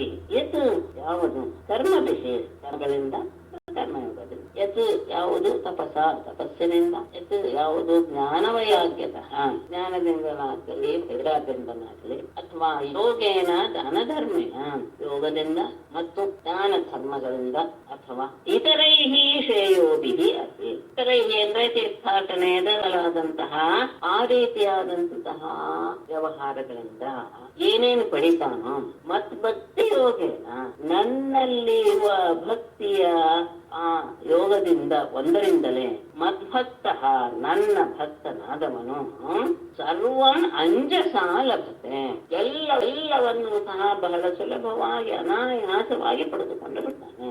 ಇವೇನೇನು ಕರ್ಮಗಳಿಂದ ತಪಸ್ಸಿನಿಂದ ಜ್ಞಾನ ವೈರಾಗ್ಯಗಳಿಂದ ಅತ್ಯಂತ ಶ್ರಮಪಟ್ಟು ಮಾಡುವಂತಹ ಯೋಗ ದಾನ ಧರ್ಮ ತೀರ್ಥಯಾತ್ರೆ ಇದೆಲ್ಲವೂ ಸಹ ಶ್ರಮಕಾರಿ. ಇದರಿಂದೆಲ್ಲ ಏನೇನು ಶ್ರಮಪಟ್ಟು ಏನೇನು ಗಳಿಸ್ಕೊಳ್ತೀನೋ ಅದರಿಂದ ಏನೇನು ಫಲ ಸಿಕ್ತು ಅದೆಲ್ಲವನ್ನೂ ಸಹ ನನ್ನಲ್ಲಿ ಮನಸ್ಸನ್ನ ನೆಲೆಗೊಳಿಸಿದಂತಹ ನನ್ನ ಭಕ್ತ ಬಹಳ ಸುಲಭವಾಗಿ ಪಡೆದುಕೊಂಡು ಬಿಡುತ್ತಾನೆ. ಏನನ್ನು? ಸ್ವರ್ಗಾವರ್ಗ. ಅವನು ಇಚ್ಛೆ ಸ್ವರ್ಗವನ್ನು ಪಡೆಯಬಹುದು, ಅಪವಾದ ಮೋಕ್ಷ ಪಡೆಯಬಹುದು. ಕಥಂಚಿತ್ ಯದಿ ವಾಂಛತಿ, ಒಂದು ವೇಳೆ ಅವನು ಬಯಸಿದ್ರೆ ನನ್ನ ವಾಸಸ್ಥಾನವಾದ ವೈಕುಂಠವನ್ನು ಅವನು ಪಡಿತಾನೆ. ಯದಿ ವಾಂಛತಿ ಅಂತ ಹೇಳಿದಾನೆ ಅಂದ್ರೆ ಅವನು ಬಯಸೋದೇ ಇಲ್ಲ ಅಂತಾನೆ ದೃಢ. ಯಾರಿಗೆ? ಪರಮಾತ್ಮನಿಗೂ ದೃಢ. ಒಂದು ವೇಳೆ ಬಯಸಿದ್ರೆ ಸ್ವರ್ಗವಾಗಲಿ ಮೋಕ್ಷವಾಗಲಿ ನನ್ನ ಧಾಮವಾದ ವೈಕುಂಠವೇ ಆಗಲಿ ಎಲ್ಲವನ್ನೂ ಸಹ ಅವನು ಪಡೆಯೋದಿಕ್ಕೆ ಸಮರ್ಥನಾಗಿ ಬಿಡುತ್ತಾನೆ. ಆದರೆ ಅಕಿಂಚಿತ್ ಸಾಧವೋ ಧೀರಾಃ ಭಕ್ತಾಃ ಏಕಾಂತಿನೋ ಮಮ ವಾಂಛಂತ್ಯಪಿ ಮಯಾ ದತ್ತಂ ಕೈವಲ್ಯಂ ಅಪುನರ್ಭವಂ. ಆದ್ರೆ ಅವರು ಯಾವುದನ್ನು ಬಯಸೋದಿಲ್ಲ. ಅವರೆಲ್ಲ ಅದನ್ನ ಉದಾಹರಣೆಯನ್ನು ನಿಂತರು. ಸಾಧವಃ ಧೀರಾಃ ಏಕಾಂತಿನಃ ಮಮ ಭಕ್ತಾಃ ಮಯಾ ದತ್ತಂ ಕೈವಲ್ಯಂ ಅಪುನರ್ಭವಂ ಅಪಿ ನ ಕಿಂಚಿತ್ ವಾಂಛಂತಿ. ಅತ್ಯಂತ ಸತ್ಪುರುಷರಾದವರು ಧೀರಾಃ ಎಲ್ಲವನ್ನು ಅರಿತಂತಹ ಜ್ಞಾನಿಗಳು ಮಮ ಏಕಾಂತಿನಃ ಭಕ್ತಾಃ. ಅದು ಬಹಳ ಮುಖ್ಯ. ಏಕಾಂತ ಅಂದ್ರೆ ನಾನೊಬ್ಬನೇ ಕೊನೆ, ಇನ್ಯಾವುದೂ ಇಲ್ಲ ಅನ್ನುವ ಭಾವದಿಂದ ನನ್ನಲ್ಲಿಯೇ ಪ್ರೀತಿಯನ್ನ ಹೊಂದಿದಂತಹವರು ಆ ಭಕ್ತರು ಮಯಾ ದತ್ತಂ ನಾನೇ ಕೊಡ್ತೇನೆ ಅಂತ ಹೇಳಿದ್ರು. ಎಂಥದ್ದು? ಕೈವಲ್ಯಂ ಕೈವಲ್ಯವಾಗಲಿ ಅಪುನರ್ಭವಂ ಜನ್ಮರಾಹಿತ್ಯಾಗಲಿ, ಅಥವಾ ಅಪುನರ್ಭವಂ ಕೈವಲ್ಯಂ ಅಂತ ವಿಶೇಷಣ ಮಾಡ್ಕೊಳ್ಬಹುದು. ಜನ್ಮರಾಹಿತ್ಯವಾದಂತಹ ಕೈವಲ್ಯವನ್ನು ನಾನೇ ಕೊಡ್ತೇನೆ ಕೊಡ್ತೀನಿ ಅಂದ್ರು ಅಪಿ ನ ಕಿಂಚಿತ್ ವಾಂತಿ, ಯಾವುದು ಬೇಡವೇ ಬೇಡ ಅಂತಾನೆ ಅವರು ಹೇಳ್ತಾರೆ. ನಾನೇ ಕೊಡ್ತೀನಿ ಅಂದ್ರು, ಅವ್ರು ಬಯಸೋದಿರ್ಲಿ, ನಾನೇ ಕೊಡ್ತೀನಿ ಅಂದ್ರು ಸಹ ಇದು ಯಾವುದನ್ನು ಅವ್ರು ಬಯಸೋದಿಲ್ಲ. ಎಂಥವ್ರು? ನಾನೇ ಅವರ ಕೊನೆಯ ಗುರಿ ಎನ್ನುವ ಭಾವವನ್ನು ಹೊಂದಿ ನಿರಂತರವಾಗಿ ನನ್ನನ್ನೇ ಮನಸ್ಸಿನಲ್ಲಿ ಆರಾಧಿಸ್ತಾ ಇರುವಂತಹ ವ್ಯಕ್ತಿಗಳು. ಯಾಕೆ ಅವ್ರಿಗೆ ಯಾವುದು ಉತ್ತಮ ಅನ್ಸುತ್ತೆ? ನೈರಪೇಕ್ಷ್ಯಂ ಪರಂ ಪ್ರಾಹು ನಿಶ್ರೇಯಸಂ ಅನಲ್ಪಕಂ ತಸ್ಮಾ ನಿರಾಶಿಷೋ ಭಕ್ತಿ ನಿರಪೇಕ್ಷಸ್ಯ ಮೇ ಭವೇತ್. ನೈರಪೇಕ್ಷ್ಯಂ ಪರಂ ಅನಲ್ಪಕಂ ನಿಶ್ರೇಯಸಂ ಪ್ರಾಹುಃ ಮೇ ಭಕ್ತಿಃ ನಿರಾಶಿಷಃ ತಸ್ಮಾತ್ ಮೇ ಭಕ್ತಿಃ ನಿರಾಶಿಷಃ ನಿರಪೇಕ್ಷಸ್ಯ ಭವೇತ್. ನೈರಪೇಕ್ಷ್ಯಂ ಯಾವುದನ್ನು ಬಯಸದೇ ಇರೋದು ಅನ್ನೋದಿದೆಯಲ್ಲ, ಅದೇನೆ ಪರಂ, ಬಹಳ ಉತ್ಕೃಷ್ಟವಾದದ್ದು. ಅನಲ್ಪಕಂ ನಿಶ್ರೇಯಸಂ ಪ್ರಾಹು, ಯದ್ಯಪಿ ಮಹತ್ತಾದಂತಹ, ಅದೇನೆ ಮಹತ್ತಾದಂತಹ ನಿಶ್ರೇಯಸಂ ಪರಮ ಫಲ ಅಂತ ಪ್ರಾಹು ಅವರು ಹೇಳ್ತಾರೆ. ಅಪೇಕ್ಷೆ ಪಡದೇ ಇರುವುದೇ ಅತ್ಯಂತ ಉತ್ಕೃಷ್ಟವಾದಂತಹ ಮಹತ್ತಾದಂತಹ ನಿಶ್ರೇಯಸ ಅಂತ ಅವರು ಭಾವಿಸ್ತಾರೆ. ತಸ್ಮಾತ್, ಆದ್ದರಿಂದ ಮೇ ಭಕ್ತಿ, ನನ್ನಲ್ಲಿ ಭಕ್ತಿ ಅನ್ನೋದಿದೆಯಲ್ಲ ಅದು ನಿರಾಶಿಷ, ಏನನ್ನೂ ಬಯಸದೇ ಇರುವಂತಹ ನನ್ನ ಬಗ್ಗಿನ ಭಕ್ತಿ. ನಿರಪೇಕ್ಷಸ್ಯ ನಿರಪೇಕ್ಷನಾದವನಿಗೆ ಮಾತ್ರ ಉಂಟಾಗುತ್ತೆ. ಈ ಕೊನೆಯ ಶಬ್ದ ನಿರಾಶಿಷಃ ನಿರಾಶಿಷಃ ಮೇ ಭಕ್ತಿ ನಿರಪೇಕ್ಷಸ್ಯ ಭವೆ. ನಾನು ಯಾವುದನ್ನು ಬಯಸದೇ ಇರುವನು, ಹಾಗಾಗಿ ನಾನು ನಿರಪೇಕ್ಷ.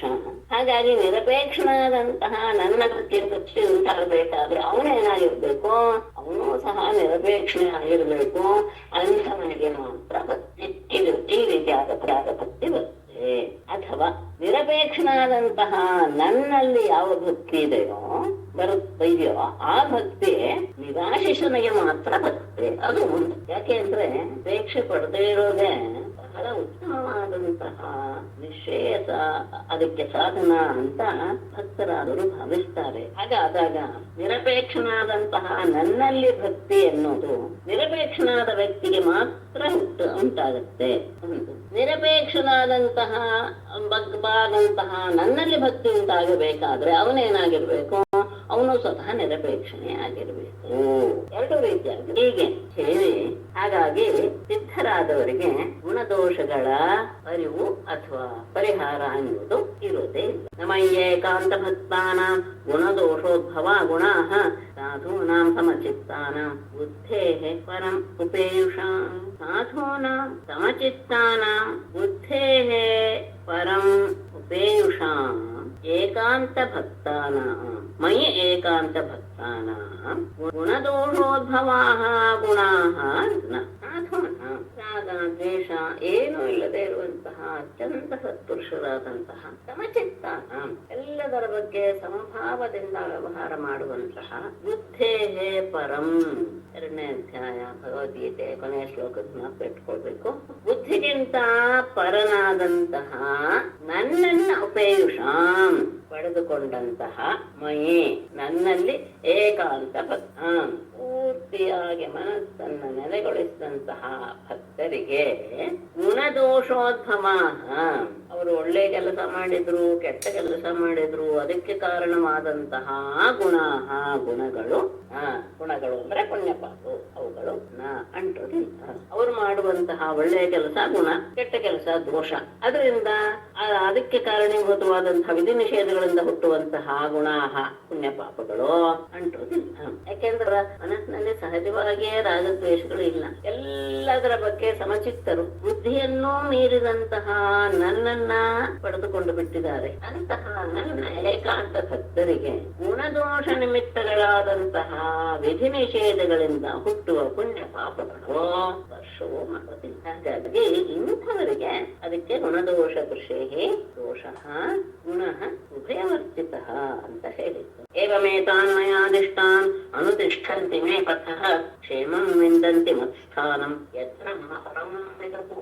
ಏವ ಮಯಾ ಆದಿಷ್ಠಾನ್ ಮೇ ಪಥ ಏತಾನ್ ಮೇ ಪಥಃ ಅನುತಿಷ್ಠಂತಿ. ಮತಸ್ಥಾನಂ ಕ್ಷೇಮಂ ಅಥವಾ ಕ್ಷೇಮಂ ಮತಸ್ಥಾನಂ ವಿಂದಂತಿ ಯತ್ ಪರಮಂ ಬ್ರಹ್ಮ ವಿದುಃ.